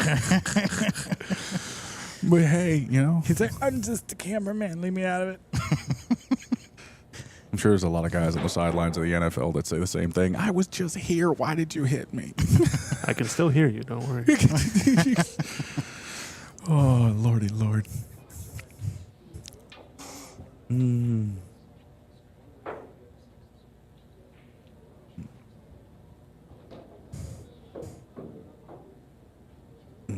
Lock in. Luke is still sporting that tiger glove. I need to get him a Maury. Yes. You should just comp him one. If he wins. If he wins, Mm. top 3 comp him one. He's a young up and comer. It's about the players. I can tell you that boy will tell you his back does not feel young at all. That was a really nice shot on that long 6 there. My back's messed up too. We the same. Oh yeah, my stuff looked like a Jenga puzzle. According to my doc, he's like, "You see this? Yeah, your back shouldn't look like a church window." It's like a Jenga puzzle, but it sounds like Rice Krispie treats in the morning. Why does it sound like I just fell through the church skylight? The crunch of glass under your boots. That's what your back sounds like every step you take. Yep. Been there. Bro, It you sucks. walking on eggshells? No, I'm just walking.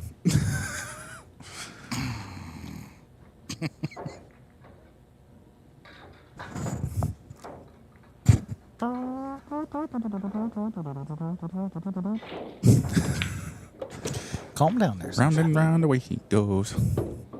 He's like he's getting a little traction now. Yeah. He's kind of getting into Nice it. natural shape shot here. Nothing that he's got to do any kind of special. He can come short side if he wants. Still be able to play the 10 in either the corner and or the side. If he wants to play it with inside, he can still come back up and play it in the top left corner here. Although I think this angle might be a little steep for inside to hold it. This angle right here is a nice, easy shot. 2 rails out, 10 on the left side. Yeah. Just got to get the speed. If you come short, put you in a weird His spot. speed's been really good today, and There you go. that's a Look at perfect that. Look at layup. that. Look at that. Absolute no. There you go. Woohoo. Good job.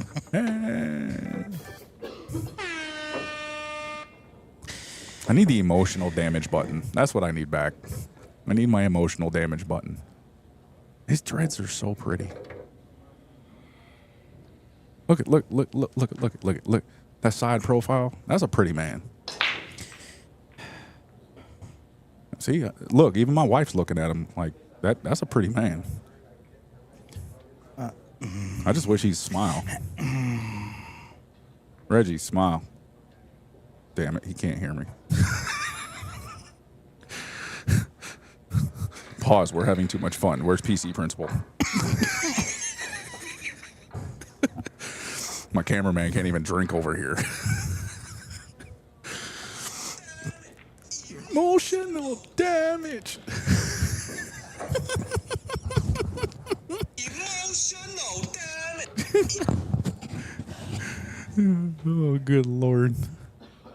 This is when you know you're having fun, folks. Like, Look, who you does- asked for it. You Yeah, I asked know. for I it. did. I did. I gave you what you wanted.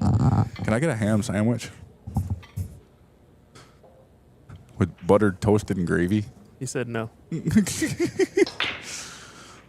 This is when you know pool is enjoyable. It's when commentating on it, we having a grand old time. Literally, we're staring at the screen. We could be in the stands right now and just cracking jokes. No, we get to have We're fun over with here you cracking guys. jokes. We're over here cracking jokes off mic because a little too risque. No, it's just Don't make me play the clip again. I've already got emotional damage. You still have emotions to be damaged? This Not, is a not, shocker. not anymore. Look at those wavy dreads, man. I swear to God, if you don't stop, if you don't stop, I'm gonna I go. gotta talk about what's on camera, okay? How about you talk about the game? And stroke. Stop mocking me. Oh, he's gonna get there. He's gonna get there. Ooh, I think he got there. I think we're there. Yeah, It's close, but I think he got there. we're there. He only used like 10% of his biceps. Bruh. His phone number's in digital pool. You want to just, text him later? I'll message him later. Jesus. His wife might have competition.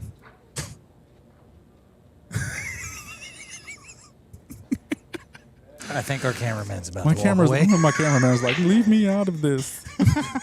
We didn't bring you into it. He said, I want no parts of this. Is that a crisscross braid? I don't know who wanted that more, him or me. That was schmaxy, but it just didn't quite make it, and he ended up scratching in the back corner. So, he gets the trombone. And...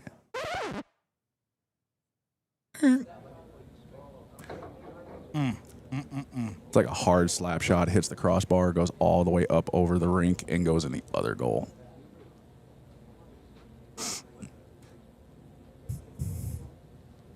We call it a Wayne Netsky. Lord have mercy on our souls. You know what? I blame society. It let me have 2 kids. I got dad jokes for days. The only dad joke around here is you. I mean, at least you don't have gray hair. hey, Never mind. I've got gray hair. Yeah, I'm salt and pepper. Mm-hmm. Okay, you diamondback. Mm-hmm. Crazy thing is, hey, we can go have hot chocolate in my camper because there's milk. That was in.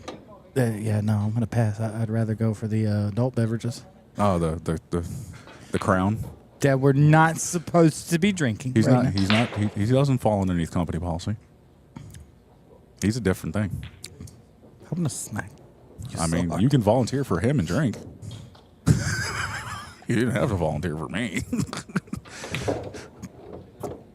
Yeah, for those that don't know, I actually have a company policy which all of my volunteers actually follow. While we bring you guys this action, we do not drink whatsoever. Me Just as a think- tournament director, I do not drink literally until everything is done. That way, there's no inebriation Yeah, potential once if that- there's a call that has to be done. Once that payout's done, you're Yeah. good. You're free. Oh yeah. Easy like Sunday morning. And by the way, I is no volunteer. I am employee. Yeah, you did actually get paid for this event for a lot of stuff. What the? Oh my! he called it. God, was that pretty? And he called it. Oh, that's better than progressive. He nailed Dude, that. that's two. I mean, This guy is like an insurance commercial. He knows a thing or two because he's seen a thing or two. Liberty, liberty, liberty, liberty. No, that's state farm or farmers insurance. Yeah, that's the one. We are farmers. Okay, yeah, we're getting more. Hey, State Farm, I could use a sponsor. Yeah. Look at this replay on that 4-ball here. Yes. Literally calls it side pocket, barely practice strokes, and literally Right in. catches it absolutely perfect with great speed for the 5. It was beautiful. Beautiful. I probably would have missed it. I mean, I think most of us typically just you said- hope it goes where we well, need I mean, it. I like that 3-rail. Okay, that's a fun shot. I like it too. It looks Now, very pretty, you but I set can't it up. make it very often. Set it up. How many times out of 10 do you think you make it? Say at least once. Once intentionally, twice if I'm lucky. Okay. Like, I'm gonna be real. I think I'd get it like 3-4 times. I mean, I don't Maybe. use it enough.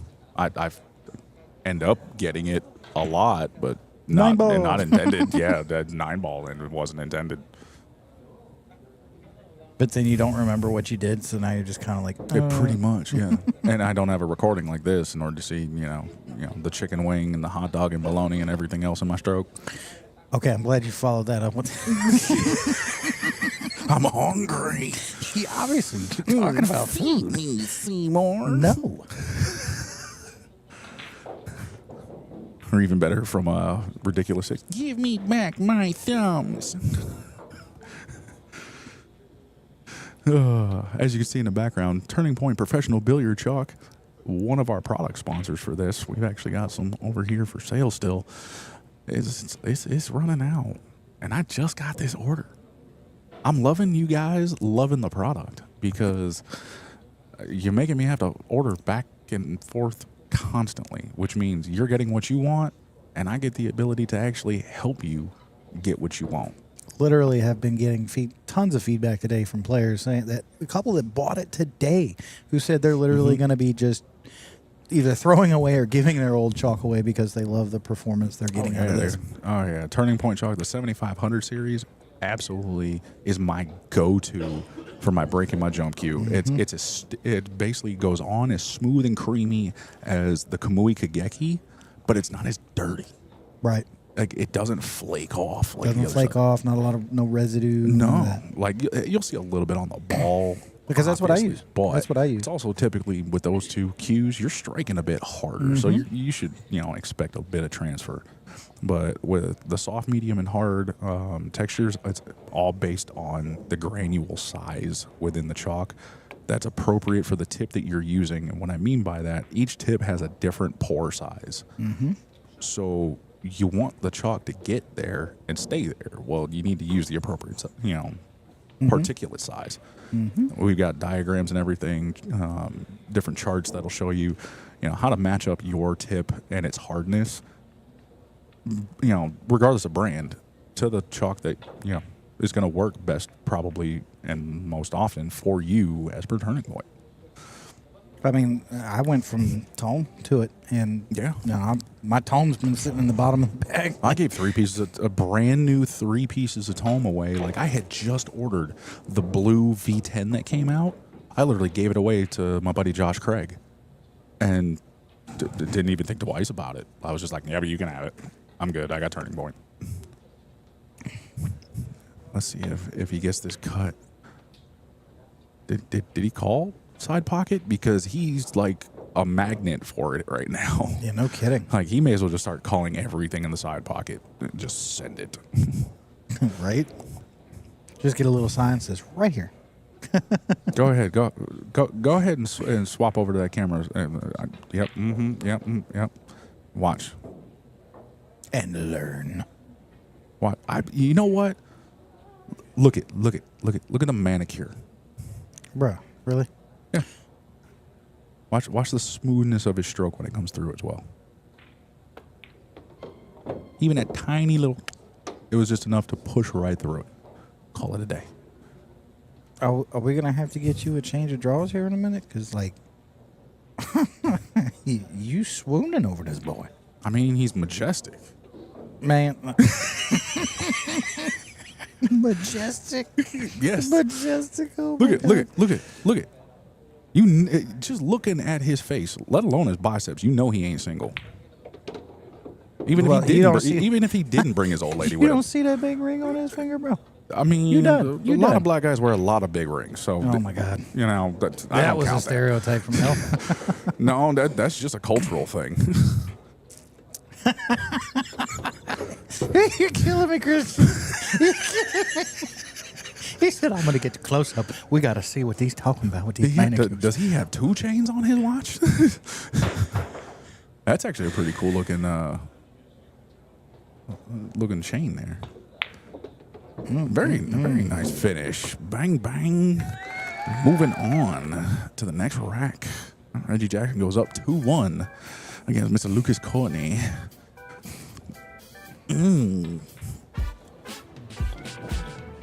Yeah, that traditional music right there.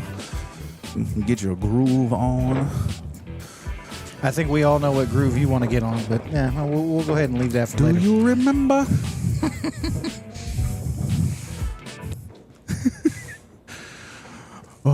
I don't know if I'm actually just having fun or if I've hit the point of like legal intoxication due to lack of sleep. I mean, you said you got 4 hours, right? Yeah, but 4 hours shouldn't make his hair look this majestic. You know what his hair reminds me of? Greatness. Kind of, yes, a little bit. You watch The Walking Dead, right? Yeah, Michonne No, or Zeke. Yeah, well, he has no grace he was yet. a king I with mean, a pet tiger. Well, here's Okay. his prince. Majestic. There you go. There's his offspring. Well, we also don't know exactly when The Walking Dead happened. So this could be Zeke's upcoming. Actually, This could be Zeke. I think there are dates on it. I don't even know. I think there are dates on it because, like, when they were in the CDC, there was timestamps and there were recordings with the dates on it before they incinerated it. And then after that's when you kind of lose the timeline of the After month and like the date. 5th blown up propane tank by Carol. Don't be talking. Spoiler alert. Don't What? Don't you be talking about my girl Carol now. It's like the number one like At clutch this point, I character, can't. bro. At this point, I can't because I ain't even done rewatching it with my wife. We ain't even made it to the spinoffs yet. You know, I think it's what Dead City and Daryl Dixon, which most So people. I most haven't people watched have that one no, yet. Like, the crazy thing is, he's got his own spinoff. Mm-hmm. Most people don't even know in the comics he didn't exist. But everyone loves Norman Reedus, so Yeah. of course he's going to get Yeah. it. Now look at that break. Now that was My sister's obsessed with him. was a good break. Yeah, like he's even got his own video games too. Yeah, he had his own Death Stranding- TV show, Death Stranding riding 2. with Norman Reedus, Uh-huh. and I was like, this You looks know like what? You know Easy what Rider. really launched him? You know what really made him popular?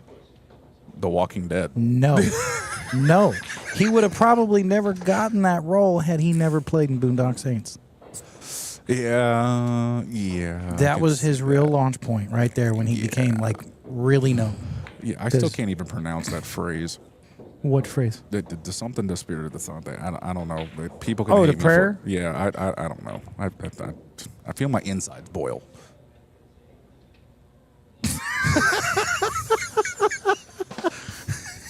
Oh, you're killing me. We might need to talk. This is the land of confusion. Oh, Dominic Patrick. Oh gosh. Hold on. Yeah. Mm-hmm. Yeah. The crowd goes silent. No. See, what we got to do is we got to go to the other camera, and we need to use this one. Hold to, up, to actually hold like, up. zoom in on his wife because on, she has been hold super on, polite hold on. and a wonderful lady. And Read the chat. what? Read the chat. Oh, I'm glad somebody else called it out. I be on it like jock itch. What? Oh. Thank you, whoever made that comment, because At least I know somebody's watching. he needed to hear it, honestly. He was swooning. He was, yes, very much so. Now the question is, are they watching from his channel or your channel? Because I'm sure his viewers are probably a little confused right now. I don't know. Just somebody who's just Oh my God. anxious. Look at it's like Calm down, it's calm like down, he calm saw down, the, calm the down. camera move and was like, I'm a pose. And it's just like, perfection. Like the wind blows, the light starts sparkling. There's a fresh running brook next to it. Dude, I'm wondering how much he's gonna laugh about this when he goes home and rewatches this. Oh, he is gonna die. He's probably gonna call you and be like, "Bro, Look, that you see- face right there." You see his woman over there? That woman has been unbelievably supportive and just sat there the whole time, complimented him during even a bad stroke. Yeah. Left him alone on certain strokes And just I- because she knows how he plays. I remember seeing her at Diamond. She's a super, super polite lady, very quiet and extremely respectful. And you just play different when you have a spouse that comes out and supports you, especially when you travel. Like, I remember one of the few times I had my wife come with me for one of the tournaments at the Clubhouse Sports Bar and Grill out in Lynchburg. It was the first tournament I ever won, and it was 8-ball, a format I'm not particularly like the most fond of, nor am I really that great at it whatsoever, but I ended up taking first place, and it was the first one I ever did it.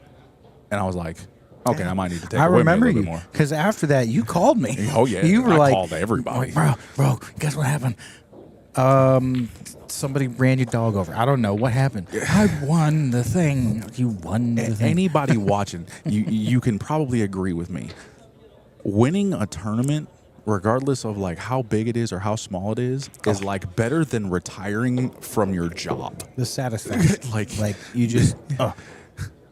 Look, he keeps looking over as soon as the camera, like he's posing for like a perfect like bust from like an I artist in swear, Europe. there's got to be a delay. Our cameraman is messing with us. There's got to be a delay. He's waiting and hitting the replay button while watching it and then replaying it for us. It's like all of a sudden he hits the button and it's like perfection. Look at that jawline. Go get him to stand next to him and we can do a comparison. No, we don't need Sanka over there.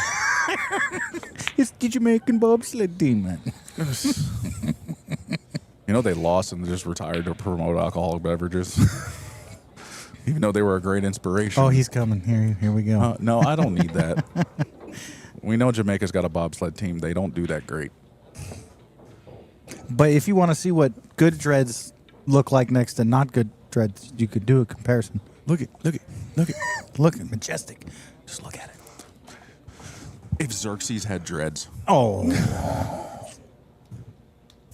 Okay, I can see where you're coming from now. I think I'm on board with this. Just the chiseled facial features and everything.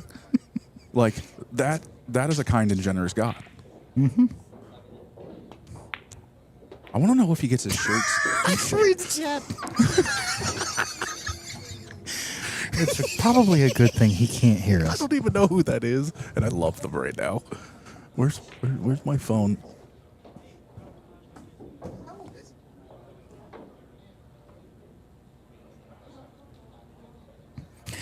Ooh, looks like Mr. Mike Davis Jr. is going to be advancing in upper bracket. Sweet. Then let me see if I can actually get his attention.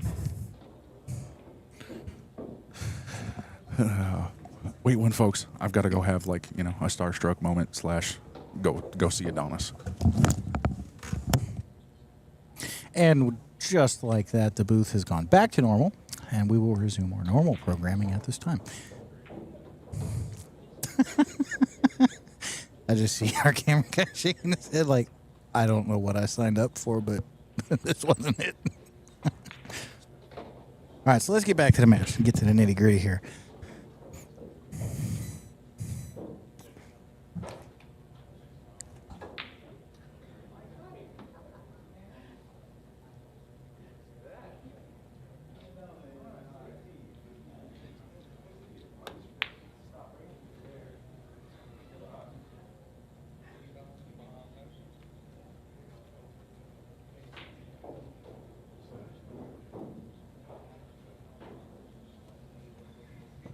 Fearless. Yeah, but he's got to pay you.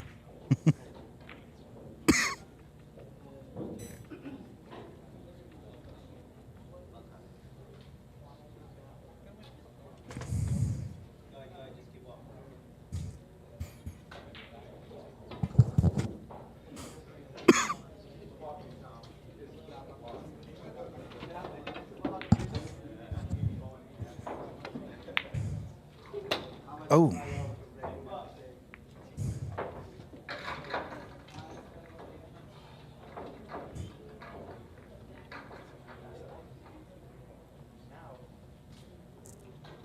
I feel like we had so much excitement, and now it's just.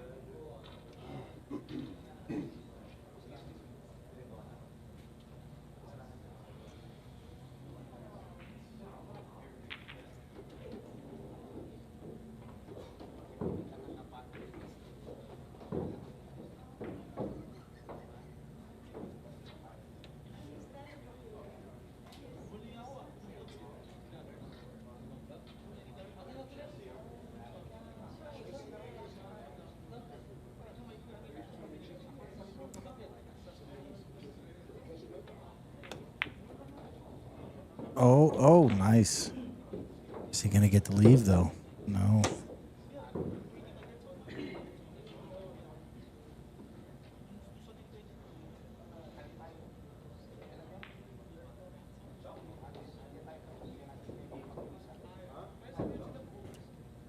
Wonder. The one rail looks open. Definitely a possibility. He may go the conservative route, and well, he's been playing pretty aggressive. I think he's gonna go for it. This looks like he's playing the safety behind the 10. Didn't want to bump it. Mm-mm.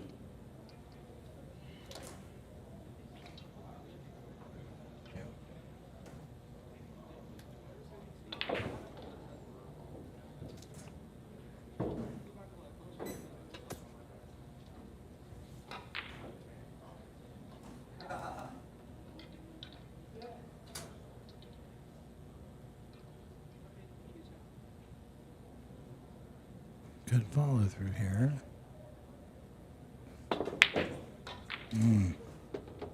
Ouch. That one's going to hurt. Yeah. Looked like he kind of stood up into that one a little bit. Yeah, yeah. Might have thrown his stroke off a little there. Got to stay down, stay locked in. So those little mistakes right there. So Reggie's going to go up. What is it now? It's 3-1. Is this accurate?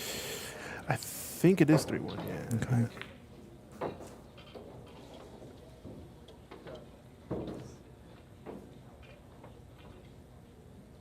Let me just double check. Be right back.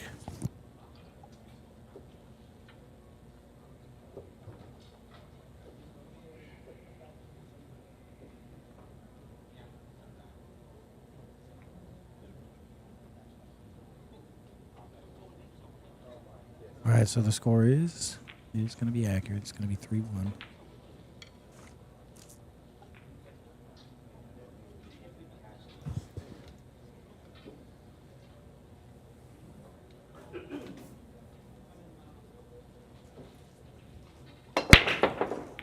Ooh, cue ball right in there. That's unfortunate. I think that's the second time that's happened to him. Yeah. You know, that's one thing I've been working on is the break.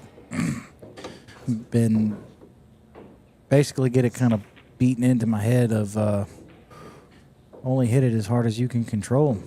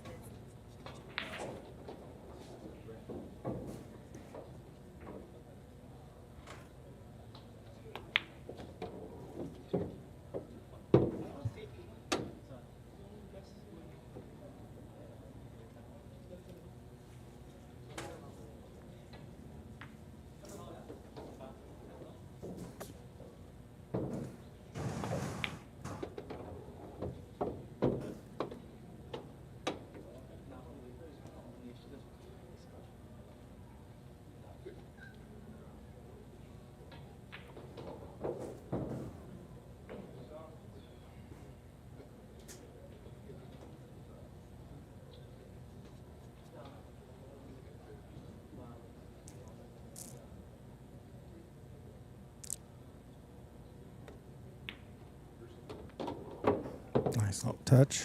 Yeah, just enough to get past that 7 ball. Looking good on the 5 here.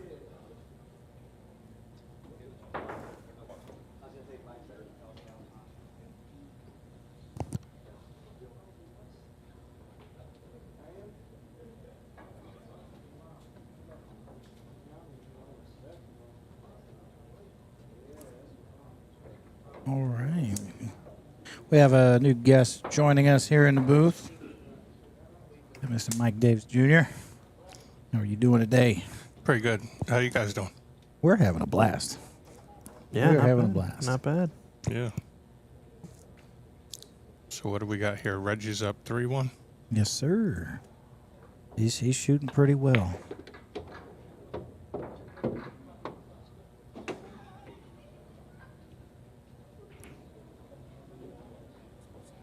How's the good old stroke arm nowadays, Mr. Mike?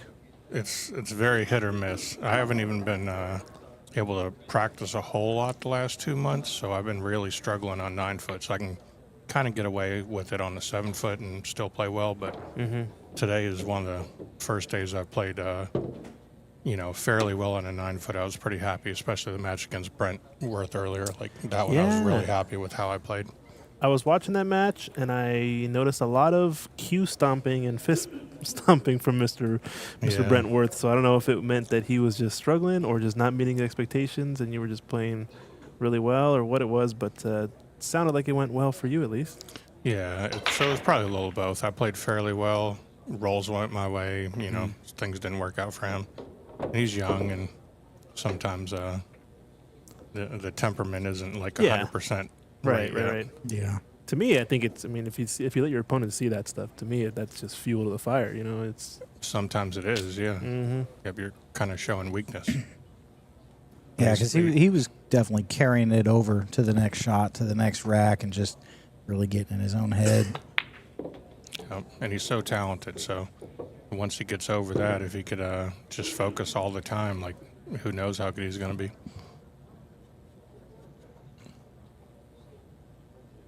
So he overran that just a little bit. It's not looking bad, though, but it's he was supposed to be straight in, so I'm sure he's not excited for this one.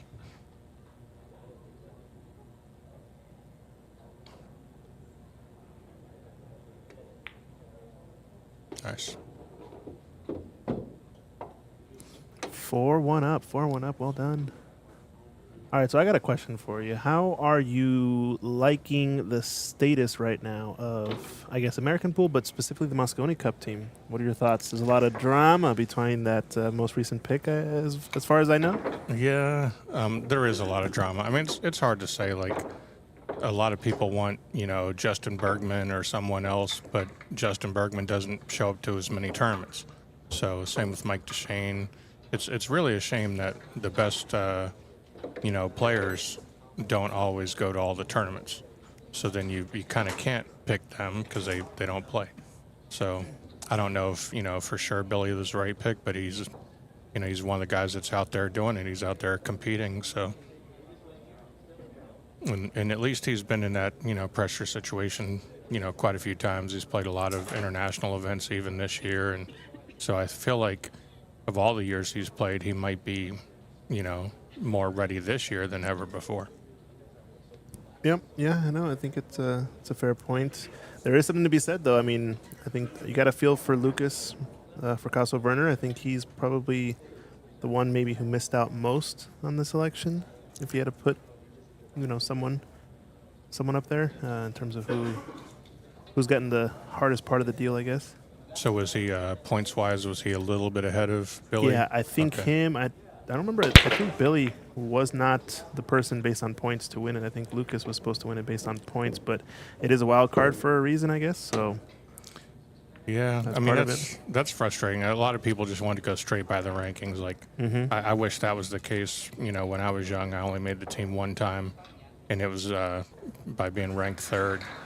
And if I was ever ranked 4th, 5th, 6th, whatever, I was never getting picked, and I knew it. It's unfortunate, but there's a little bit of politics, involved, and so whether the captain likes you or the matchroom people like you a lot, I mean, that has something to do with it. And Billy, Billy hypes the crowd up though, so he's Yeah. good for that type of stuff is good for ratings. Matchroom spends a lot of money to put that event on. They want to make a profit afterwards, so you kind of can't blame them. They're going to pick the person that they think is going to get good ratings. I have a real theory. I'm putting on my tinfoil hat for this one. All right. I think really, and I saw this post somewhere, so I'm stealing it from whoever said it, but I think the real issue here is Matchroom didn't want to see Billy wearing the overalls again in the crowd. Keep him out of the crowd, keep him on the table. All right, fine. If that's the case, we don't want another, what was the Ryder Cup situation, anything like that, apparently, right? I could see that. I could see that. Yeah, and you might be right. I mean, there's a dress code if he's involved in the tournament. If he's just in the crowd, he can do what he wants. No holds barred, exactly. Yeah, so I don't know. I've noticed there was a little back and forth between Fedor and Jason Shaw. that was a little funny. Yeah, that was. I didn't think Jason would say all that online. I don't know. Yeah, Heck of a public forum. it's a little more than just chirping at that point. Yeah, it got personal. I mean, they're all phenomenal players, and it's such a joy to watch them play, especially in that setting because it's a different environment. They're out there encouraging the crowd to cheer and get loud and things like that. So it's like a little bit different, It really is. It's a lot of fun to watch. I mean, other pool events where you're, like you said, you have to kind of keep it down the whole time. It's not the same. So Moscone Cup it's its own unique environment. It really is a great spectator. So what was your experience like playing in it? I mean, it was one of the most fun times of my life, honestly. I was super nervous, of course. There's lots of pressure. I didn't want to be, I'm the rookie on the team. I don't want to be the reason because America was winning back then. So what if we lose? And they're like, oh, must be your fault. You're the You're the new guy. You're the new guy. You're going to take brought the blame. team down. Yeah. Everybody else was winning until you got on there. So yeah, I was nervous, but at the same time back then, it was like the prime of my career, and I was ready for it. I just felt very confident in my own game. So I loved being in that environment. It was so much fun. And, even having the European crowd cheering for them rather than us, I don't mind that. I played enough team sports. That's what they're supposed to do. That's motivation. Yeah, I'm exactly. not going to make you be quiet. Yeah. Yeah. Just adding fuel to the fire when they're going crazy. So it was a lot of fun. I really enjoyed it. Who all was on the team that year? So back then we used to actually have 6 players. So Earl, Johnny, Rodney, Corey, me, John Schmidt. John Schmidt won the U.S. Open, and so he was a rookie on the team that year as well. And Johnny, Earl, Rodney, they'd played tons of times already. Rodney played really solid that year for us. Actually, I think he was the most consistent of anybody on the team. So out of the matches you played, what was the most memorable moment? Out of who you played and what happened during the match? Well, the most memorable probably has to be the only one that people even, when anybody says, oh, I watched you play Moscone Cup, they basically saw one shot against Mika. I don't know. Most of the whole match isn't even on YouTube, just the last game or something. And basically Mika dogged it, and then I dogged it, and then Mika dogged it again.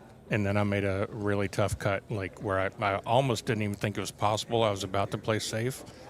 And the time clock thing went off, and I was like, well, I got to do something. So I just swung at it and cut it right in, and then that put us down 1 still, and then Corey won the last match, and this was the only year that they ever had an even number of matches. I don't know why they did that, but there was 24 matches scheduled, and so we tied technically, but we were the defending champions, so the U.S. kept the cup. That's the way they did it that year. Yeah, and Earl, who didn't even want me on the team because, he walked right up to me and John Schmidt and was basically like, you guys don't even belong here. We should have Shannon Dalton, Dennis Hatch, whatever. But that's Earl for you. Yeah. And A lot of mixed feelings on Earl. yeah, I mean, he's a phenomenal player, but sure is. boy, he's a hothead. Yep, exactly. Like I've seen even recently, you know, him throwing tantrums, just like the old times. It's like, man, you think you could grow out of it, you know? Yeah, he hadn't slowed down much. He hadn't changed much. He was super talented. Like, was a phenomenal player. Like, still is a really good player. Yeah, but you never know exactly what you're gonna get. And it was funny being, like I said, being teammates, and it's like, you know, no team, whatever camaraderie type thing there with between me and Earl until I win that match towards the end, and he ran out and grabbed me, like almost tackled me, trying to hug me because he realized I just won that match and made him some money.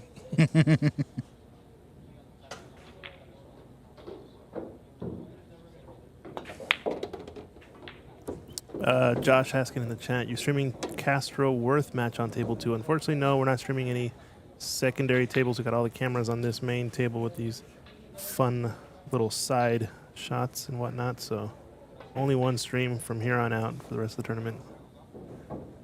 Which brings to the next point. This is going to be the last match of the evening, and we are going to pick back up tomorrow.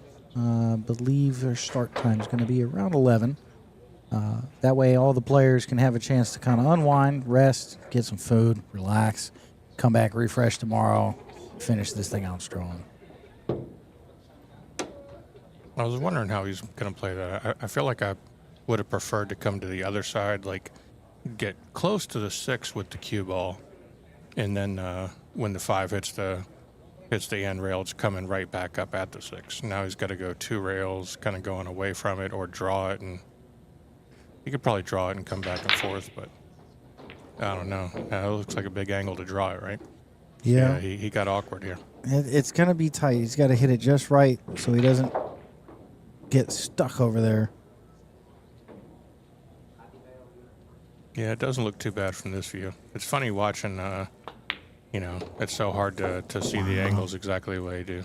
That was good control there. Phenomenal. Yeah, that's basically perfect.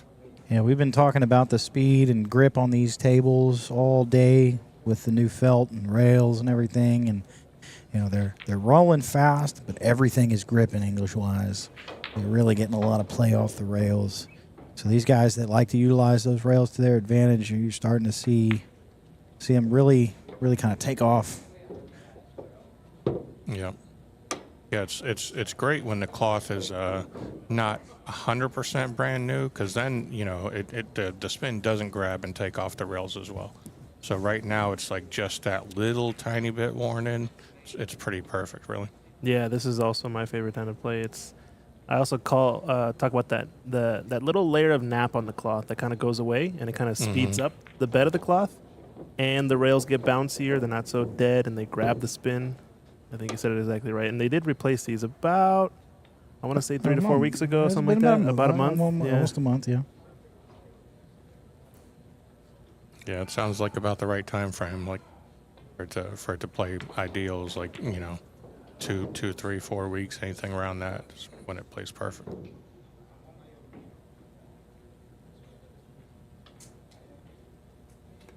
It's one of the problems with the Mosconi Cup. I think, you know, with it, every match is on a table that's super slidey because of all the extra lighting to you know, make the balls show up real good. So it heats the bed of the table. Everything plays slicker. And I think the European guys get to play a little bit more on those conditions. A lot of our guys are still playing regional tournaments a little more often at pool halls and stuff that's a little more worn in. Right. Yeah, Reggie's been doing really good today. Really good cue control. Really good speed control. Yep, he was just a hair out of line that one shot, but he got right back in line, pretty perfect. Yeah, he's been pretty consistent. I don't think he's had to do really any. I think I've seen like one hero shot that kind of went south for him, and it wasn't even his own doing. It was his opponent left him, and he just got a bad roll. Other than that, most everything's been pretty standard.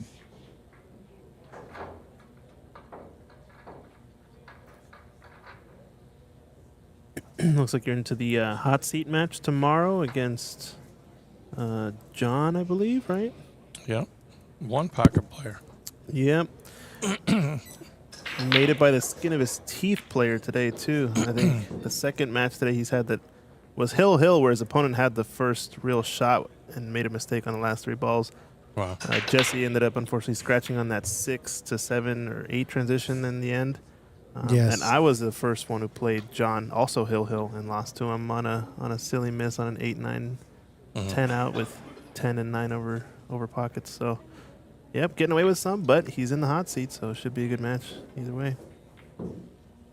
See Nilbert on the side coming to say hi. Yeah, it's cool to see John even doing well in a 9-ball tournament in general. I usually only see him play one pocket events. Mm-hmm. I think he got third, in the state one pocket championship that happened recently. Yeah, he was definitely Mexican up John. there. He was definitely up there. Yeah. I was watching. So we have league night here on Mondays, and that tournament started on a Saturday, kind of like this one during the day. And they went Saturday all day, Sunday all day, and then had to finish with the last 4 people on like Monday night. And apparently, it went still pretty late, but that's one pocket for you. Race to 3. Yeah, it could be a really, really slow game at times. Mm-hmm. It's interesting. You cut the ball to the left and swing the cue ball like all the way down where you got all those balls. That's what he went for. Just didn't hit it thin enough. Mm. I mean, he had the 7, the 2, the 4, 6, and 8 as well, potentially to get behind, but had to hit it real thin. It's a touchy shot here. You bump the 8 full in the face, or are you playing the gap? I don't think I want to bump the 8, because you'll have a little bit more of an awkward angle. So I think I'm sliding right down. Even Yeah. bumping that ball's better than the 8. Yeah. Yeah, it was a good shot. Now it's full enough that he can hold the cue ball after the combo. Oh, I felt like he rushed that. He got up there and just hit it. Mm-hmm. Yeah, one stroke and combinations is probably not great. Recipe for. And it's always the ones you think, oh, this is easy. And then that happens because you rush yourself. You don't take your time. Follow that routine. Yeah, we're all guilty of it sometimes. I do it a lot. Not going to lie. You start getting in a groove. You start going. Yeah, me too. I think I had more discipline when I was a little younger. I don't know if I think when fatigue sets in a little, that's when we get a little bit lazier and don't stick to the pre-shot routine and rush stuff just a little. Yeah. Yeah, because, these guys have been playing all day. A couple little breaks here and there, but for the most part, this is a test on their endurance. Yep. And their mental fortitude, because this is such a mental game. You gotta stay locked in, stay focused. It's like, how bad do you want it? Yeah.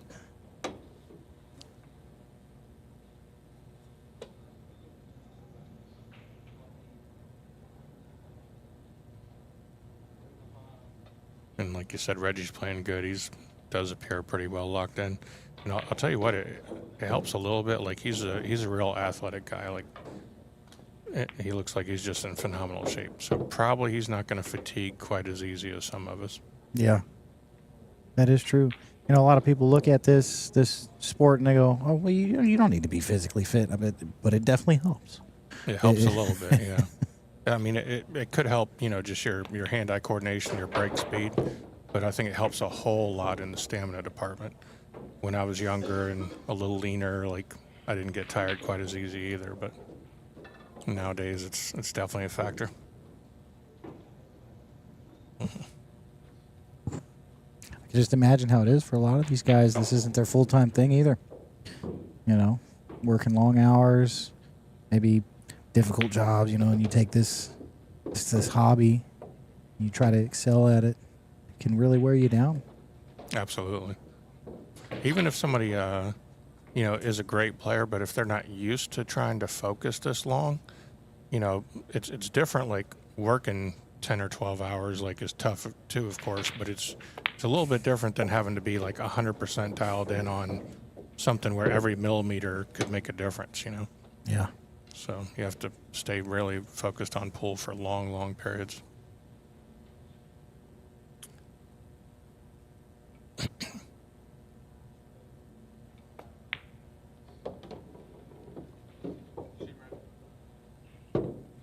That was nice. Like you guys told me, he was not having to do anything special because he's moving the cue ball really well today. Yep. So, really good shooting. And that's Yes. the match there, ladies and gentlemen. Reggie Jackson takes it down. Staying alive on the B side. This was, I believe, a 9 through 12 match. So now he's into the money into tomorrow. And I think that's going to be the last live stream match for the night. We're going to be back here around 11 a.m. tomorrow morning, right, for next matches. So tune Yes, in sir. at 11. And, yeah, we'll see you all later. Thanks for being in the booth here, Vic, Mike. Yep. Absolutely. Yep. Thanks for having me.